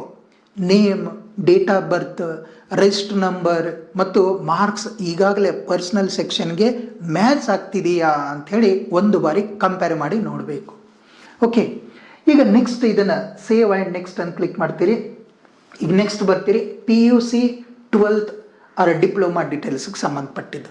ಇಲ್ಲಿಯೂ ಸಹ PUC 12th ಡಿಪ್ಲೊಮಾ ಅಥವಾ ಪೋರ್ಟಲ್ ಒಪ್ಪುವಂಥ ಇಕ್ವಲೆಂಟ್ ಕ್ವಾಲಿಫಿಕೇಷನ್ ಆಯ್ಕೆ ಮಾಡ್ತೀರಿ. ಇಲ್ಲಿ ಬೋರ್ಡ್ ಯೂನಿವರ್ಸಿಟಿಗೆ ಬೋರ್ಡ್ ಅಥವಾ ಯೂನಿವರ್ಸಿಟಿ ರಿಜಿಸ್ಟರ್ ನಂಬರ್ ಹಾಕ್ತೀರಿ. ನಂತರ ಇಯರ್ ಆಫ್ ಪಾಸಿಂಗ್ನ ಸೆಲೆಕ್ಟ್ ಮಾಡ್ಕೊಳ್ತೀರಿ. ಸ್ಟ್ರೀಮ್ ಯಾವುದು, ಆರ್ಟ್ಸ್ ಸೆಕ್ಷನ್ ಸಂಬಂಧಪಟ್ಟಿದ್ದು, ಸೈನ್ಸ್ ಸೆಕ್ಷನ್ ಇತ್ತಂತಂದರೆ ಅಂದರೆ ನೀವು ಆರ್ಟ್ಸ್, ಸೈನ್ಸ್, ಕಾಮರ್ಸ್ ಯಾವುದಿರುತ್ತೆ ನಿಮಗೆ ಸೂಟೇಬಲ್ ಯಾವುದಿರುತ್ತೆ ಅದನ್ನು ಎಂಟ್ರಿ ಮಾಡ್ಕೊಳ್ತೀರಿ. Maximum marks obtained, certificate or marks card upload ಕೇಳಿದರೆ ಇದನ್ನು ನೋಡಬೇಕು. ಹೀಗೆ ನೀವೇನಂತಂದ್ರೆ ಸ್ಟ್ರೀಮ್ನಲ್ಲಿ ಇಲ್ಲಿ ಸ್ಟ್ರೀಮ್ ಅಂತ ಹೇಳಿದೀವಲ್ರಿ, ಇಲ್ಲಿ ಈ ಸ್ಟ್ರೀಮ್ನಲ್ಲಿ ಏನಂತಂದ್ರೆ ನೀವು ಆರ್ಟ್ಸ್, ಸೈನ್ಸ್, ಕಾಮರ್ಸ್ ಅಥವಾ ರಿಲೆವೆಂಟ್ ಆಪ್ಷನ್ ಸೆಲೆಕ್ಟ್ ಮಾಡಬೇಕು. ನಿಮ್ಮ ಮಾರ್ಕ್ಸ್ ಕಾರ್ಡ್ನಲ್ಲಿರುವಂಥ ಕಾಂಬಿನೇಷನ್ಗೆ ಸರಿಯಾದಂಥ ಸ್ಟ್ರೀಮ್ ಯಾವುದು ಅನ್ನೋದನ್ನು ಕನ್ಫರ್ಮ್ ಮಾಡ್ಕೊಳ್ಬೇಕು. ಇನ್ನು ಮ್ಯಾಕ್ಸಿಮಮ್ ಮಾರ್ಕ್ಸ್ ಮತ್ತು ಮಾರ್ಕ್ಸ್ ಅಬ್ಟೇನ್ ಅಂದಾಕ್ಷಣ ಫೈನಲ್ ಟೋಟಲ್ ಹಾಕಬೇಕು. ಒಂದು ಫೇವ್ರೆಟ್ ಸಬ್ಜೆಕ್ಟ್ ಅಥವಾ ಮೇನ್ ಸಬ್ಜೆಕ್ಟ್ ಮಾರ್ಕ್ಸ್ ಮಾತ್ರ ಹಾಕಬೇಡಿ.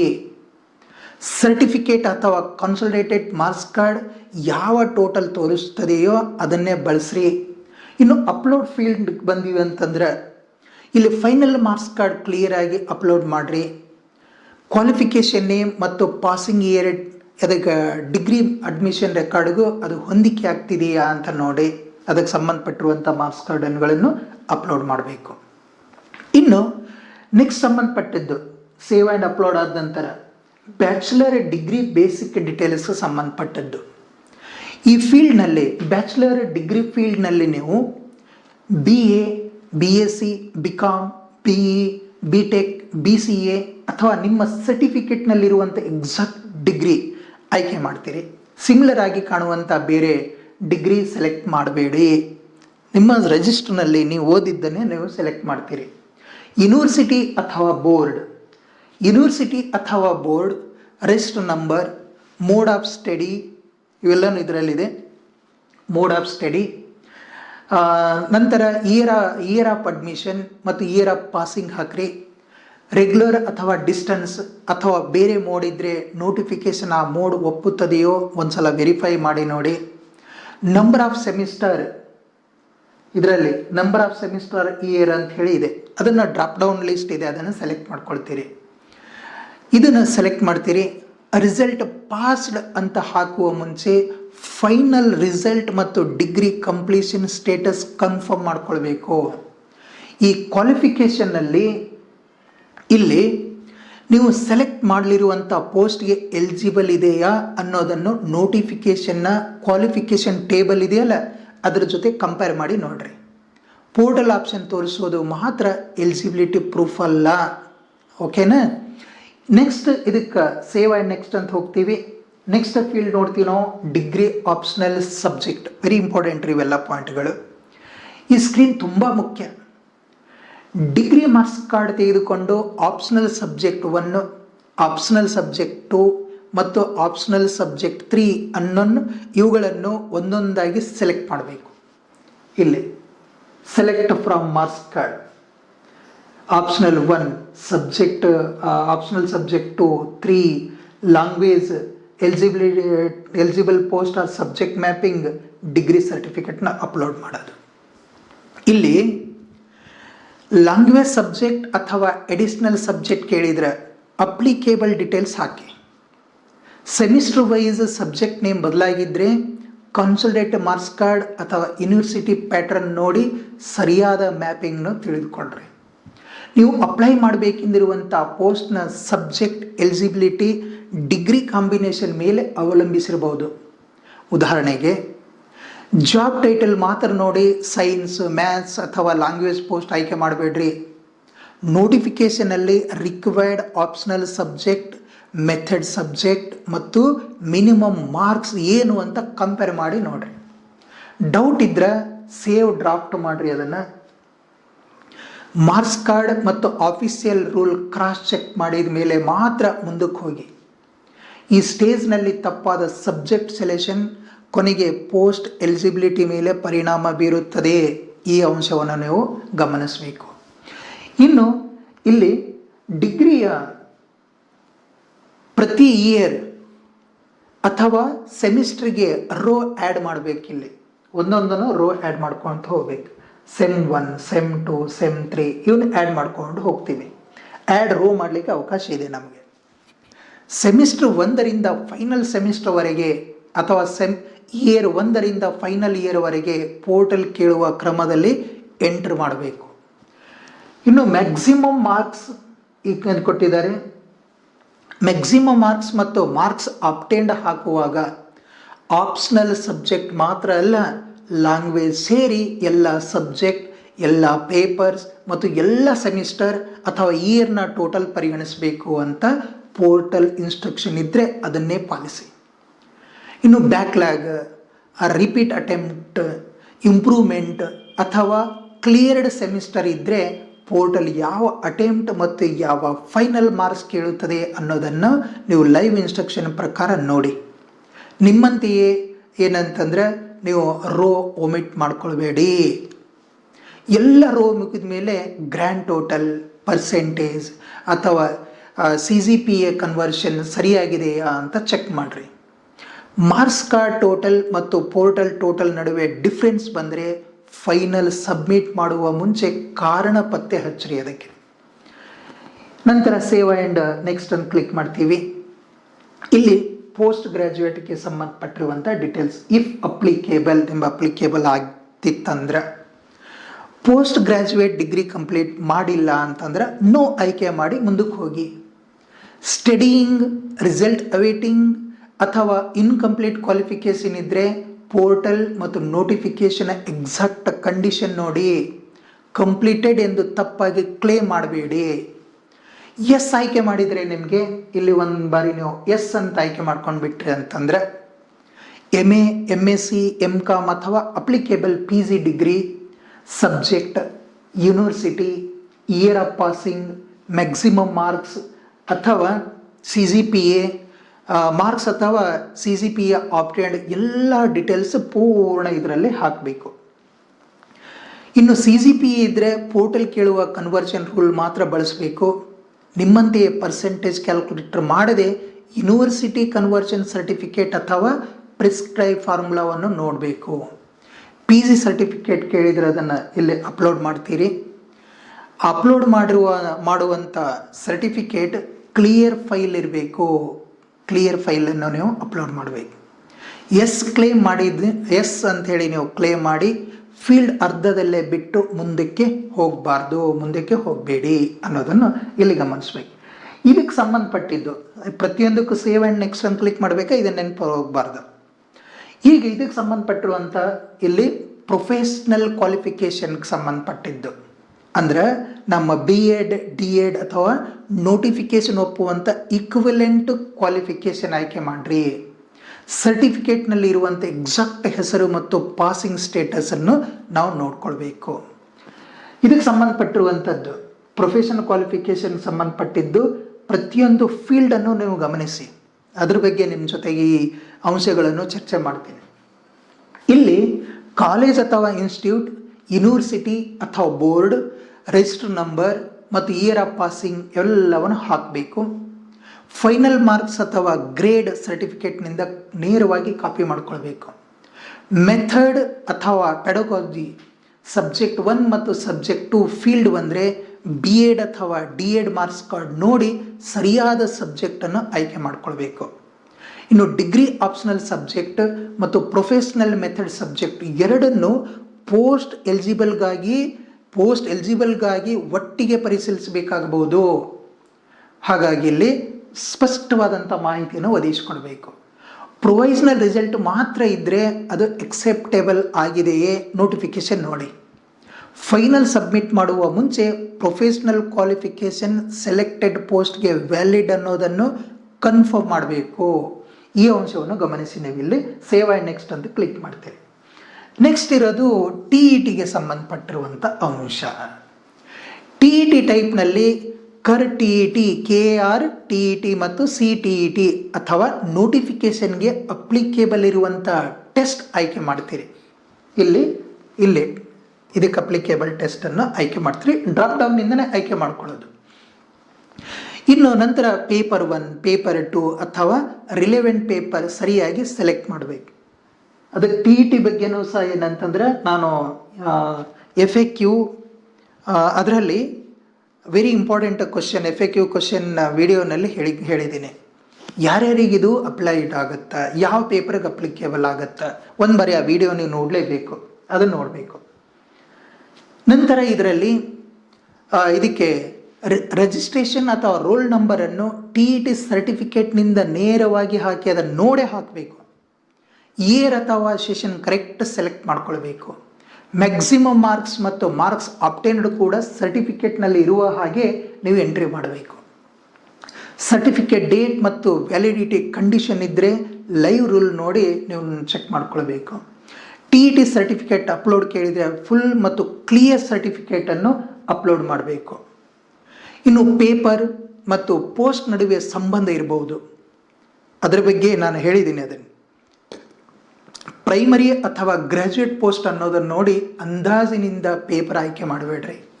ರಿಕ್ರೂಟ್ಮೆಂಟ್ ನೋಟಿಫಿಕೇಷನ್ ಯಾವ TET ಪೇಪರ್ ಕೇಳುತ್ತದೆ ಅಂತ ಕನ್ಫರ್ಮ್ ಮಾಡಿ, ಇದನ್ನು ಹೇಳ್ತೀನಿ. ಇನ್ನು ಸೇವ್ ಆ್ಯಂಡ್ ನೆಕ್ಸ್ಟ್ ಅಂತ ಹೋಗ್ತೀರಿ. ಈಗ ಪೋಸ್ಟ್ಗೆ ಸಂಬಂಧಪಟ್ಟಿರುವಂಥ ಪ್ರಮುಖ ಅಂಶ ಇಲ್ಲಿ step 6 post subject and region selection. Very important. ಇಲ್ಲಿ ಪ್ರತಿಯೊಂದು ಅಂಶನೂ ವೆರಿ ಇಂಪಾರ್ಟೆಂಟ್.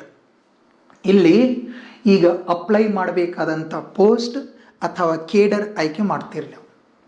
ನಿಮ್ಮ ಏಜ್ ಇಲ್ಲಿ ಪೋಸ್ಟ್ ಕೇಡರ್ಗೆ ಸಂಬಂಧಪಟ್ಟಿದ್ದು, ಆಮೇಲೆ ರಿಕ್ರೂಟ್ಮೆಂಟ್ ರೀಜನ್ಗೆ ಸಂಬಂಧಪಟ್ಟಿದ್ದು, ಡಿವಿಷನ್, ಸಬ್ಜೆಕ್ಟ್, ಮೀಡಿಯಮ್ ಎಲ್ಲವನ್ನು ಇದರಲ್ಲಿ ಕರೆಕ್ಟಾಗಿ ನೋಡಬೇಕು ನಾವು. Degree, optional subject, professional qualification, method subject ಮತ್ತು TET ಎಲಿಜಿಬಿಲಿಟಿ ಇವೆಲ್ಲವೂ ಮ್ಯಾಚ್ ಆಗುವ ಪೋಸ್ಟ್ ಮಾತ್ರ ನೀವು ಸೆಲೆಕ್ಟ್ ಮಾಡಬೇಕು. ಇನ್ನು ರಿಕ್ರೂಟ್ಮೆಂಟ್ ರೀಜನ್ನಲ್ಲಿ ಈ ರಿಕ್ರೂಟ್ಮೆಂಟ್ ರೀಜನ್ಗೆ ಸಂಬಂಧಪಟ್ಟಿದ್ದು ಕಲ್ಯಾಣ ಕರ್ನಾಟಕ, KK, RPC ಅಥವಾ ಪೋರ್ಟಲ್ನಲ್ಲಿ ಅಪ್ಲಿಕೇಬಲ್ ಇರುವ ಆಪ್ಷನ್ನು ಸೆಲೆಕ್ಟ್ ಮಾಡ್ಕೊಳ್ತೀರಿ. ನಂತರ ಡಿವಿಷನ್ ಅಥವಾ ಡಿಸ್ಟಿಕ್ಗೆ ಬರ್ತೀರಿ. ಅಲ್ಲಿ ಮೀಡಿಯಮ್ ಮತ್ತು ಸಬ್ಜೆಕ್ಟನ್ನು ಆಯ್ಕೆ ಮಾಡ್ತೀರಿ. ಡಿವಿಷನ್ ಮತ್ತು ಡಿಸ್ಟ್ರಿಕ್ಟ್ ಸೆಲೆಕ್ಟ್ ಮಾಡಿರ್ತೀರಿ, ಮೀಡಿಯಮ್ ಸೆಲೆಕ್ಟ್ ಮಾಡ್ತೀರಿ, ಸಬ್ಜೆಕ್ಟ್ ಅಪ್ಲಿಕೇಬಲ್ ಸಬ್ಜೆಕ್ಟ್ನ ಆಯ್ಕೆ ಮಾಡ್ಕೊಳ್ತೀರಿ. ಇಲ್ಲಿ ವೆರಿ ಇಂಪಾರ್ಟೆಂಟ್ ಗಮನಿಸ್ಬೇಕು ನೀವು. ಡಿಸ್ಟ್ರಿಕ್ಟ್ ಆಯ್ಕೆ ತಪ್ಪಿದರೆ ಪೋಸ್ಟಿಂಗ್ ಯೂನಿಟ್ ಅಥವಾ ಮೆರಿಟ್ ಕನ್ಸಿಡರೇಷನ್ ಮೇಲೆ ಪರಿಣಾಮ ಬೀರಬಹುದು. ಇದನ್ನು ವೆರಿ ಇಂಪಾರ್ಟೆಂಟ್, ಇದನ್ನು ಗಮನಿಸಬೇಕು. ಇನ್ನು ಸಬ್ಜೆಕ್ಟ್ ಡ್ರಾಪ್ ಡೌನ್ನಲ್ಲಿ ಆಪ್ಷನ್ ಕಾಣಿಸ್ತಿದೆ ಅಂತಂದರೆ ಕ್ವಾಲಿಫಿಕೇಷನ್ ಆಟೋಮೆಟಿಕಲಿ ಎಲಿಜಿಬಲ್ ಅಂತ ಅರ್ಥ ಅಲ್ಲ.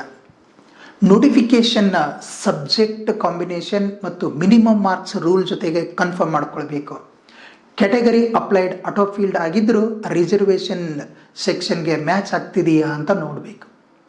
ಇನ್ನು ಪ್ರಿಫರ್ಡ್ ಯೂನಿಟ್ ಅಥವಾ ಝೋನ್ ಫೀಲ್ಡ್ ಪೋಸ್ಟಲ್ ಇದಕ್ಕೆ ಸಂಬಂಧಪಟ್ಟದ್ದು, ಪ್ರಿಫರ್ಡ್ ಯೂನಿಟ್ ಅಥವಾ ಝೋನ್ ಸಂಬಂಧಪಟ್ಟಿದ್ದು. ಈ ಫೀಲ್ಡ್ ಪೋರ್ಟಲ್ ಕೇಳಿದ್ರೆ ಇನ್ಸ್ಟ್ರಕ್ಷನ್ ಪ್ರಕಾರ ಆಯ್ಕೆ ಮಾಡಿರಿ. ಎಲಿಜಿಬಿಲಿಟಿ ಸ್ಟೇಟಸ್ ಚೆಕ್ಡ್ ಅಂತ ನಿಮ್ಮ ಮನಸ್ಸಿನಲ್ಲಿ ಟಿಕ್ ಮಾಡುವ ಮುಂಚೆ ಒರಿಜಿನಲ್ ಸರ್ಟಿಫಿಕೇಟ್ ಮತ್ತು ಆಫಿಷಿಯಲ್ ರೂಲ್ ಎರಡನ್ನು ಒಟ್ಟಿಗೆ ಕಂಪೇರ್ ಮಾಡಿ ನೋಡಬೇಕು ಇದ್ರ ಸ್ಟೇಟಸ್ಗೆ. ಇಷ್ಟಾದ ನಂತರ ನೀವು ಸೇವ್ ಆ್ಯಂಡ್ ಸೆಲೆಕ್ಟ್ ಅಂತ ಕ್ಲಿಕ್ ಮಾಡ್ತೀರಿ. ಈಗ ಫೋಟೋ ಅಪ್ಲೋಡ್ ಮಾಡೋ ಸಮಯ. ನಾನು ಮೊದಲೇ ಹೇಳಿದ ಹಾಗೆ ಇತ್ತೀಚಿನ ಭಾವಚಿತ್ರವನ್ನು ನೀವು ತೆಗೆದಿಟ್ಕೊಂಡಿರಬೇಕು. ರೀಸೆಂಟ್ ಫೋಟೋ ಕ್ಲಿಯರ್ ಆಗಿರಬೇಕು. ಫೇಸ್ ಸಂಪೂರ್ಣ ಕಾಣಬೇಕು. ಓರಿಯೆಂಟೇಷನ್ ಸರಿಯಾಗಿರಬೇಕು. ಫೋಟೋ ಸ್ಟ್ರೆಚ್ ಆಗಿರಬಾರ್ದು. ಪೋರ್ಟಲ್ ಹೇಳುವ ಬ್ಯಾಕ್ಗ್ರೌಂಡ್ ಫಾರ್ಮೇಟ್ ಮತ್ತು ಸೈಜ್ ರೂಲನ್ನು ಲೈವ್ ಸ್ಕ್ರೀನ್ನಲ್ಲಿ ನೋಡಿ ನೀವು ಒಂದು ಬಾರಿ ಪಾಲಿಸಬೇಕು. ಇಷ್ಟು ನಾವು ಗಮನಿಸ್ಬೇಕು ನಾವಿದೆ. ಇಲ್ಲಿ ಸಿಗ್ನೇಚರ್ ಡಾರ್ಕ್ ಇಂಕ್ನಲ್ಲಿ ಫುಲ್ ಸಿಗ್ನೇಚರ್ ಕಾಣುವಂತೆ ಸ್ಕ್ಯಾನ್ ಅಥವಾ ಫೋಟೋ ಮಾಡಬೇಕು. ಬ್ಲರ್, ಶಾಡೋ, ಆಮೇಲೆ ಕಟ್ ಎಡ್ಸ್ ಅಥವಾ ತುಂಬ ಚಿಕ್ಕ ಸಿಗ್ನೇಚರ್ ಇರಬಾರ್ದು. ನಾನು ನೋಡಿರ್ತೀನಿ ಕೆಲವು ಸಿಗ್ನೇಚರ್ ಮಾಡಿದ್ದು ಅಪ್ಲೋಡ್ ಮಾಡಿರ್ತಾರೆ, ಈಟ ಇರುತ್ತೆ ಅಷ್ಟೇ ಸಣ್ಣದು, ಹಾಗಿರಬಾರ್ದು ಅದು. ಇಷ್ಟಾದಮೇಲೆ ಚೂಸ್ ಫೈಲ್ ಅಂತ ಹೇಳಿ ಬರುತ್ತೆ. ಚೂಸ್ ಫೈಲ್ ಅಂತ ಹೇಳಿ ನೀವು ತೊಗೊಳ್ತೀರಿ. ಇದು ಫೋಟೋದಾಯಿತು. ಚೂಸ್ ಫೈಲ್ ಅಂತ ಕ್ಲಿಕ್ ಮಾಡ್ತೀರಿ. ಅಲ್ಲಿ ಪ್ರಿವ್ಯೂ ಕಡ್ಡಾಯವಾಗಿ ನೋಡಬೇಕು. ಫೋಟೋದೇ ಇದೆನಾ, ಫೋಟೋ ಕೆಳಗಾಗಿ ಬಂದಿದೆಯಾ, ಸಿಗ್ನೇಚರ್ ಹಾಫ್ ಕಟ್ ಆಗಿದೆಯಾ, ಬೇರೆ ಫೈಲ್ ಆಯ್ಕೆ ಆಗಿದೆಯಾ ಅಂತ ಇವೆಲ್ಲವನ್ನು ಚೆಕ್ ಮಾಡ್ಕೊಳ್ಬೇಕು. ಎಕ್ಸಾಕ್ಟ್ ಫೈಲ್ ಫಾರ್ಮೇಟ್ ಮತ್ತು ಸೈಜ್ ಲಿಮಿಟ್ ರಿಕ್ರೂಟ್ಮೆಂಟ್ ಪೋರ್ಟಲ್ನಲ್ಲಿ ಹೇಗೆ ತೋರಿಸುತ್ತದೆಯೋ ಅದನ್ನೇ ಅನುಸರಿಸಬೇಕು. ಅದಕ್ಕಾಗಿ ಇದನ್ನು ಒಂದು ಬಾರಿ ನೀವು ಲೈವ್ ಆಗಿ ಅದನ್ನು ನೋಡ್ರಿ, ಅದನ್ನು ಸ್ಪಷ್ಟವಾಗಿ ಅದನ್ನು ಅಪ್ಲೋಡ್ ಮಾಡಬೇಕು. ಸೇವ್ ಆ್ಯಂಡ್ ನೆಕ್ಸ್ಟನ್ನು ಕ್ಲಿಕ್ ಮಾಡ್ತೀರಿ. ಇಷ್ಟಾದ ನಂತರ ನೀವು ಈ ಫಾರ್ಮ್ನ ಅಪ್ಲೋಡ್ ಸ್ಟೇಜಿಗೆ ಬಂದಿರಿ. ನೀವು ಫಾರ್ಮ್ನಲ್ಲಿ ಮಾಡಿದ ಪ್ರತಿ ಕ್ಲೇಮ್ಗೆ ಸಪೋರ್ಟಿಂಗ್ ಡಾಕ್ಯುಮೆಂಟ್ ಅಪ್ಲೋಡ್ ಮಾಡಬೇಕು. ಇದಕ್ಕೆ ಸಂಬಂಧಪಟ್ಟಿದ್ದು ಕ್ಯಾಟಗರಿಗೆ ಸಂಬಂಧಪಟ್ಟಿದ್ದು ಸ್ಪೆಷಲ್ ಕ್ಲೇಮ್ ಅಂದರೆ ರೂರಲ್, ಕನ್ನಡ ಮೀಡಿಯಮ್, ಆಮೇಲೆ 371J ಇತರೆ, ಎಜುಕೇಷನ್ಗೆ ಸಂಬಂಧಪಟ್ಟಿದ್ದು, ಆಮೇಲೆ ಇತರೆಯಲ್ಲಿ ಯಾವುದು PWD ಯೋಜನಾ ನಿರಾಶ್ರಿತರು, ex service men, NOC if required ಇದ್ದರೆ ಅವ್ರದ್ದು. ಹೀಗೆ ನೀವು ಯಾವುದನ್ನು ಕ್ಲೇಮ್ ಮಾಡ್ತಿದ್ದೀರಲ್ಲ ಅದಕ್ಕೆ ಸಪೋರ್ಟಿಂಗ್ ಡಾಕ್ಯುಮೆಂಟ್ ಅಪ್ಲೋಡ್ ಮಾಡಬೇಕಾಗತ್ತೆ. ಕ್ಯಾಟಗರಿ ಕ್ಲೇಮ್ ಇದ್ದರೆ ಕ್ಯಾಸ್ಟ್ ಅಥವಾ ಇನ್ಕಮ್ ಸರ್ಟಿಫಿಕೇಟ್, ಸ್ಪೆಷಲ್ ಕ್ಲೇಮ್ ಇದ್ದರೆ ರೂರಲ್, ಕನ್ನಡ ಮೀಡಿಯಮ್, 371J ಅಥವಾ ರಿಲೆವೆಂಟ್ ಸರ್ಟಿಫಿಕೇಟ್ ಹಾಕ್ತೀರಿ. ಎಜುಕೇಷನ್ ಸೆಕ್ಷನ್ಗೆ ಸಂಬಂಧಪಟ್ಟಿರುವಂತೆ ಮಾರ್ಕ್ಸ್ ಕಾರ್ಡ್, ಡಿಗ್ರಿ ಅಥವಾ professional certificate, TET record portal ಕೇಳಿದಷ್ಟು ಅಪ್ಲೋಡ್ ಮಾಡಿರಿ. ಇನ್ನು PWD ಅಂದರೆ ಅದರ್ನಲ್ಲಿ PWD, ex service men, government employee ಅಥವಾ NOC ಕ್ಲೇಮ್ ಅಪ್ಲಿಕೇಬಲ್ ಇದ್ದರೆ ಅದರ ಪ್ರಿಸ್ಕ್ರೈಬ್ಡ್ ಡಾಕ್ಯುಮೆಂಟ್ನ ಅಪ್ಲೋಡ್ ಮಾಡಬೇಕು. ಫೈಲ್ ಅಪ್ಲೋಡ್ ಆದಮೇಲೆ ಫೈಲ್ ನೇಮ್ ನೋಡೋದು ಮಾತ್ರ ಸಾಕಾಗಲ್ಲ. ಓಪನ್ ಅಥವಾ ಪ್ರಿವ್ಯೂ ಆಪ್ಷನ್ಸ್ ಇದ್ದರೆ ಪ್ರತಿ ಫೈಲ್ ತೆರೆದು seal, photo, RD number, marks ಮತ್ತು ಫುಲ್ ಪೇಜ್ ಓದಲು ಬರುತ್ತಿದೆಯಾ ಅಂತ ನೋಡಬೇಕು. ಒಂದು ಕ್ಲೇಮ್ಗೆ ಬೇರೆ ಸರ್ಟಿಫಿಕೇಟ್ ಅಪ್ಲೋಡ್ ಆಗಬಾರ್ದು.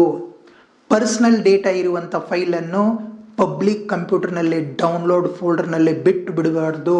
ಅಂದರೆ ಹಾಗೇನಲ್ಲೇ ಡೌನ್ಲೋಡ್ ಮಾಡಿ ಹೋಗಿಬಿಡಬಾರ್ದು. ಕೆಲಸ ಮುಗಿದ ಮೇಲೆ ಲಾಗೌಟ್ ಮಾಡಿ ಮತ್ತು ಲೋಕಲ್ ಕಾಪಿ ಸುರಕ್ಷಿತವಾಗಿ ತೆಗೆದುಕೊಳ್ಳ್ರಿ. ಇಷ್ಟು ಈ ಅಂಶವನ್ನು ಗಮನಿಸ್ತೀರಿ. ಸೇವ್ ಆ್ಯಂಡ್ ನೆಕ್ಸ್ಟನ್ನು ಕ್ಲಿಕ್ ಮಾಡ್ತೀರಿ. ಈಗ ಡಿಕ್ಲೇರ್ಗೆ ಸಂಬಂಧಪಟ್ಟಿದ್ದು ಫೈನಲ್ ಡಿಕ್ಲರೇಷನ್ಗೆ ಮುಂಚೆ ಫುಲ್ ಪ್ರಿವ್ಯೂ ಬರುತ್ತೆ. ಇದನ್ನೇ ನಿಮ್ಮ ಕೊನೆಯ ದೊಡ್ಡ ವೆರಿಫಿಕೇಷನ್ ಅಂತ ತೆಗೆದುಕೊಳ್ಬೇಕು.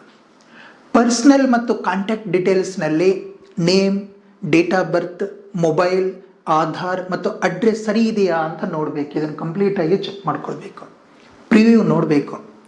ರಿಸರ್ವೇಷನ್ನಲ್ಲಿ ಕ್ಯಾಟಗರಿ, ಆರ್ ಡಿ ನಂಬರ್ ಮತ್ತು ಸ್ಪೆಷಲ್ ಕ್ಲೇಮ್ಸ್ನಲ್ಲಿ ಇವೆಲ್ಲನೂ ನೋಡ್ತೀರಿ.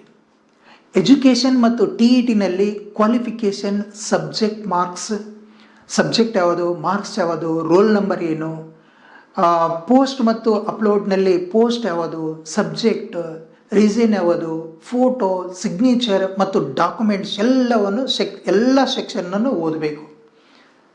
ಇನ್ನು ಗ್ರೀನ್ ಕಂಪ್ಲೀಟ್ ಸ್ಟೇಟಸ್ ಇದೆಯೇ ಅಂಥೇಳಿ ನೋಡ್ತೀರಿ. ಗ್ರೀನ್ ಕಂಪ್ಲೀಟ್ ಸ್ಟೇಟಸ್ ಇದೆ ಅಂದರೆ ಮಾಹಿತಿ ಸರಿ ಅಂದರ್ಥ ಅಲ್ಲ, ಸೆಕ್ಷನ್ ಫಿಲ್ ಆಗಿದೆ ಅಷ್ಟೇ. ಅದು ಗ್ರೀನ್ ಬಂದಿದೆ ಅಂತಂದ್ರೆ ಅರ್ಥ ಏನು, ಎಲ್ಲ ಮಾಹಿತಿ ಸರಿ ಇದೆ ಅಂತ ಅರ್ಥ ಅಲ್ಲ. ಅದು ಅದಕ್ಕೆ ಸಂಬಂಧಪಟ್ಟಿರುವಂಥ ಸೆಕ್ಷನ್ ಫಿಲ್ ಆಗಿದೆ ಅಂತ ಅರ್ಥ. ಒರಿಜಿನಲ್ ರೆಕಾರ್ಡ್ ಜೊತೆಗೆ ಮ್ಯಾಚ್ ಮಾಡೋದು ನಮ್ಮ ಜವಾಬ್ದಾರಿ. ಯಾವುದೇ ಡಿಫ್ರೆನ್ಸ್ ಕಂಡ್ರೆ ಎಡಿಟ್ ಅಥವಾ ವ್ಯೂ ಮೂಲಕ ಹಿಂದಕ್ಕೆ ಹೋಗಿ ಸರಿಪಡಿಸ್ಕೊಳ್ರಿ. ಪ್ರಿವ್ಯೂ ಡೌನ್ಲೋಡ್ ಆಪ್ಷನ್ಸ್ ಇದ್ದರೆ ಒಂದು ಟೆಂಪ್ರರಿ ಕಾಪಿ ಸೇವ್ ಮಾಡಿಕೊಂಡು ಲೈನ್ ಬೈ ಲೈನ್ ಚೆಕ್ ಮಾಡಿರಿ. ಅದನ್ನು ಒಟ್ಟಾರೆಯಾಗಿ ಯಾವುದೇ ತಪ್ಪಾದಂಥ ಮಾಹಿತಿ ಅದಕ್ಕೆ ಅಪ್ಲೋಡ್ ಆಗಬಾರ್ದು. ಅದಕ್ಕೆ ಫೀಲ್ಡ್ ಆಗಿರುವಂಥ ಅಂದರೆ ಆ ಫೀಲ್ಡ್ನಲ್ಲಿ ಕೇಳಿರುವಂಥ ಮಾಹಿತಿ ಫಿಲ್ ಹೆಂಗಿರಬೇಕು ಅಂತಂದ್ರೆ ಆ ಫೀಲ್ಡಿಗೆ ಸಂಬಂಧಪಟ್ಟಿದ್ದ ಹಾಗಿರಬೇಕು. ಇನ್ನು ಡಿಕ್ಲರೇಷನ್ಗೆ ಸಂಬಂಧಪಟ್ಟಿದ್ದು, ಕ್ಯಾಂಡಿಡೇಟ್ ಡಿಕ್ಲರೇಷನ್ಗೆ ಸಂಬಂಧಪಟ್ಟಿದ್ದು ಇಲ್ಲಿ ಟಿಕ್ ಮಾಡೋದಿರುತ್ತೆ. ನೋಟನ್ನು ಕೊಟ್ಟಿದ್ದಾರೆ. ಡಿಕ್ಲರೇಷನ್ನಲ್ಲಿ ಕೊಟ್ಟಂಥ ಸ್ಟೇಟ್ಮೆಂಟನ್ನು ಸಂಪೂರ್ಣವಾಗಿ ಒಂದು ಬಾರಿ ಓದ್ರಿ. ಫಾರ್ಮ್ನಲ್ಲಿ ಹಾಕಿದ ಮಾಹಿತಿ ಟ್ರೂ, ಕಂಪ್ಲೀಟ್ ಮತ್ತು ವ್ಯಾಲಿಡ್ ರೆಕಾರ್ಡಿಂದ ಸಪೋರ್ಟೆಡ್ ಆಗಿದೆ ಅನ್ನೋದನ್ನು ಕ್ಯಾಂಡಿಡೇಟ್ ಕನ್ಫರ್ಮ್ ಮಾಡ್ತಾನೆ. ಮೊದಲ ಚೆಕ್ ಬಾಕ್ಸ್ ಟಿಕ್ ಮಾಡುವ ಮುಂಚೆ, ಫಸ್ಟ್ ಚೆಕ್ ಬಾಕ್ಸ್ ಏನಂತ ನೀವು ಟಿಕ್ ಮಾಡ್ತಿರಲ್ಲ, ಟಿಕ್ ಮಾಡುವ ಮುಂಚೆ ಕ್ಲೇಮ್ಗೆ ಡಾಕ್ಯುಮೆಂಟ್ಸ್ ಇವೆ ಅನ್ನೋದನ್ನು ನೋಡ್ರಿ. ಇನ್ನು ಎರಡನೇ ಚೆಕ್ ಬಾಕ್ಸ್ ಇಲ್ಲಿ ತಗೊಳ್ತೀರಿ. ಎರಡನೇ ಚೆಕ್ ಬಾಕ್ಸ್ ಟಿಕ್ ಮಾಡುವ ಮುಂಚೆ ನೀವು ಕಂಪ್ಲೀಟ್ ಪ್ರಿವ್ಯೂ ವೆರಿಫೈ ಮಾಡಿದ್ದೀವಿ ಅಂತ ಖಚಿತಪಡಿಸ್ಕೊಳ್ಳೋದು. ಫೈನಲ್ ಸಬ್ಮಿಟ್ ಒತ್ತಿದರೆ ಇಲ್ಲಿ ಫೈನಲ್ ಬಂದೀವಿ, ಇಲ್ಲಿ ಫೈನಲ್ ಸಬ್ಮಿಟ್ ಒತ್ತಿದ ಮೇಲೆ ಎಡಿಟಿಂಗ್ ರಿಸ್ಟ್ರಿಕ್ಟೆಡ್ ಆಗುತ್ತಾ. ಆದ್ದರಿಂದ ಒಂದು ಕ್ಷಣ ಪಾಸ್ ಮಾಡಿ. Name, date of birth, category, degree certificate, T E T, post selection ಮತ್ತು ಅಪ್ಲೋಡೆಡ್ ಫೈಲ್ಗಳು, ಈ 7 ಕ್ರಿಟಿಕಲ್ ಐಟಮ್ಸನ್ನು ಕೊನೆಯ ಬಾರಿ ಮೆಂಟಲಿ ಚೆಕ್ ಮಾಡಿ. ಎಲ್ಲವೂ ಸರಿಯಾದ ಮೇಲೆ ಮಾತ್ರ ಫೈನಲ್ ಸಬ್ಮಿಟ್ ಮಾಡಬೇಕು. ಸಕ್ಸಸ್ ಮೆಸೇಜ್ ಅಥವಾ ಅಪ್ಲಿಕೇಶನ್ ಸಬ್ಮಿಟೆಡ್ ಸ್ಟೇಟಸ್ ಬಂದಿದೆಯಾ ಅಂತ ನೋಡ್ರಿ. ಬ್ರೌಸರ್ ವಿಂಡೋ ತಕ್ಷಣ ಕ್ಲೋಸ್ ಮಾಡಬೇಡ್ರಿ. ಇದನ್ನು ವೆರಿ ಇಂಪಾರ್ಟೆಂಟ್ ನಾವು ಗಮನಿಸಬೇಕಾಗಿದ್ದು. ಈಗ ನೆಕ್ಸ್ಟ್ ಪೇಮೆಂಟ್ಗೆ ಸಂಬಂಧಪಟ್ಟದ್ದು. ಪೇಮೆಂಟ್ ಸ್ಕ್ರೀನಲ್ಲಿ ಗಮನಿಸಿ, ಇಲ್ಲಿ ಅಪ್ಲಿಕೇಶನ್ ಫೀ ಪೇಮೆಂಟ್ನಲ್ಲಿ ಇಷ್ಟು ಫೀಲ್ಡ್ಗಳದಾವೆ. ಪ್ರತಿಯೊಂದು ಫೀಲ್ಡ್ಗಳ ಬಗ್ಗೆ ನೀವು ಅರ್ಥ ಮಾಡ್ಕೊಳ್ಬೇಕು.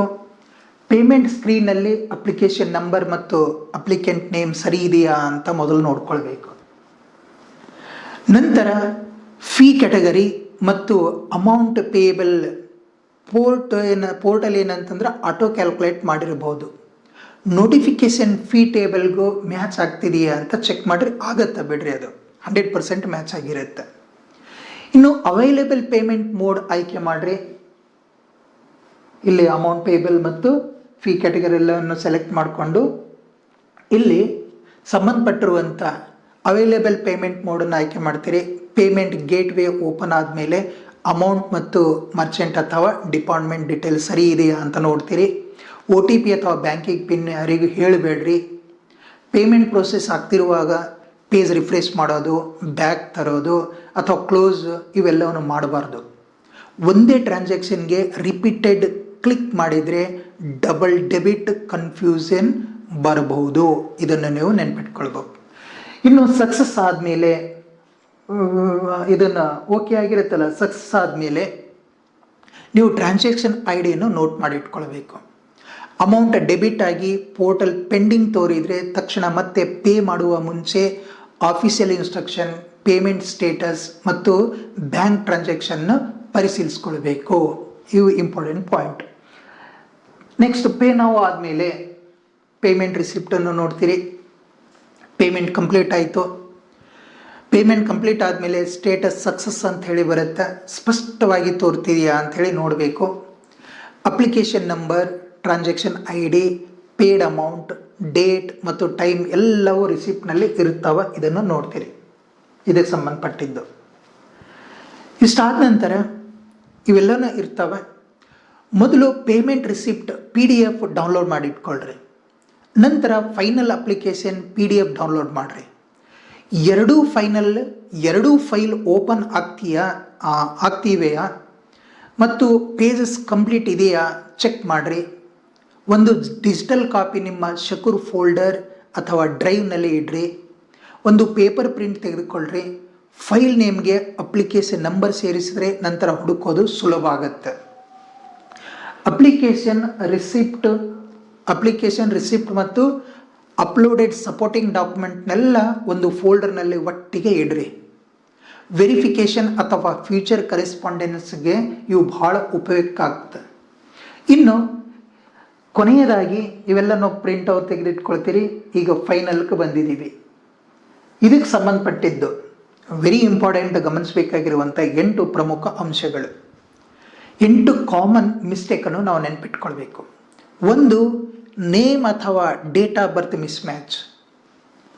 ಇಲ್ಲಿ ಕಾಣ್ತಾ ಇದೆಯಲ್ಲ, ನೇಮ್ ಅಥವಾ date of birth mismatch. 2, eligibility ಇಲ್ಲದೆ ರಿಸರ್ವೇಷನ್ ಕ್ಲೇಮ್ ಮಾಡೋದು. 3, ತಪ್ಪು RD ನಂಬರ್ ಹಾಕೋದು. 4, ತಪ್ಪು degree optional subject. 5, incomplete semester marks, ಅಂದ್ರೆ ಆಲ್ ಸೆಮಿಸ್ಟರ್ ಮತ್ತು ಲ್ಯಾಂಗ್ವೇಜ್ ಮಾರ್ಕ್ಸ್ ಸೇರಿಸದೆ ಇನ್ಕಂಪ್ಲೀಟ್ ಟೋಟಲ್ ಹಾಕೋದು. 6ನೇದು wrong post selection, eligibility confirm ಮಾಡದೆ ಪೋಸ್ಟ್ ಅಥವಾ ಸಬ್ಜೆಕ್ಟ್ ಸೆಲೆಕ್ಟ್ ಮಾಡ್ಕೊಳ್ಳೋದು. 7ನೇದು ಬ್ಲರ್ಡ್ ಅಪ್ಲೋಡ್, ಅಂದ್ರೆ ಬ್ಲರ್ಡ್ ಫೋಟೋ, ಸಿಗ್ನೇಚರ್ ಅಥವಾ ಡಾಕ್ಯುಮೆಂಟ್ ಬ್ಲರ್ಡ್ ಆಗಿರೋದು ಅಪ್ಲೋಡ್ ಮಾಡೋದು. 8ನೇದು ಪೇಮೆಂಟ್ ರಿಸಿಪ್ಟ್ ಮತ್ತು ಟ್ರಾನ್ಸಾಕ್ಷನ್ ID ಸೇವ್ ಮಾಡದೆ ಬಿಡೋದು. ಈ ತಪ್ಪುಗಳನ್ನು ಅರ್ಜಿಯ ಪ್ರತಿ ಹಂತದಲ್ಲೇ ಗಮನಿಸಿ. ಈ ತಪ್ಪುಗಳನ್ನು ಅರ್ಜಿಯ ಪ್ರತಿ ಹಂತದಲ್ಲೇ ಹಿಡಿದರೆ ಫೈನಲ್ ಸಬ್ಮಿಟ್ ಸಮಯದಲ್ಲಿ ಗಾಬರಿ ಇರೋದಿಲ್ಲ. Official notification, live portal instruction ಮತ್ತು ಒರಿಜಿನಲ್ ಸರ್ಟಿಫಿಕೇಟ್, ಈ 3 ಸೋರ್ಸ್ಗಳನ್ನು ಒಂದೇ ಜೊತೆ ನೋಡಿ ಕೆಲಸ ಮಾಡಬೇಕು. ಇಲ್ಲಿಗೆ ನಮ್ಮ step by step online application class complete ಆಯಿತು. ವಿಡಿಯೋ ಉಪಯೋಗವಾದರೆ ನಿಮ್ಮ ಸ್ನೇಹಿತರಿಗೆ, ನಿಮ್ಮ ಸ್ನೇಹಿತ ಅಭ್ಯರ್ಥಿಗಳ ಜೊತೆ ಶೇರ್ ಮಾಡಿರಿ. ಡೌಟ್ ಇದ್ದರೆ ಪರ್ಸ್ನಲ್ ಡೇಟಾ ಹಾಕದೆ ಕ್ವಶನ್ ಕಾಮೆಂಟ್ ಮಾಡಿರಿ. ಧನ್ಯವಾದಗಳು. ಎಲ್ಲರಿಗೂ ಶುಭವಾಗಲಿ. ನಮಸ್ಕಾರ.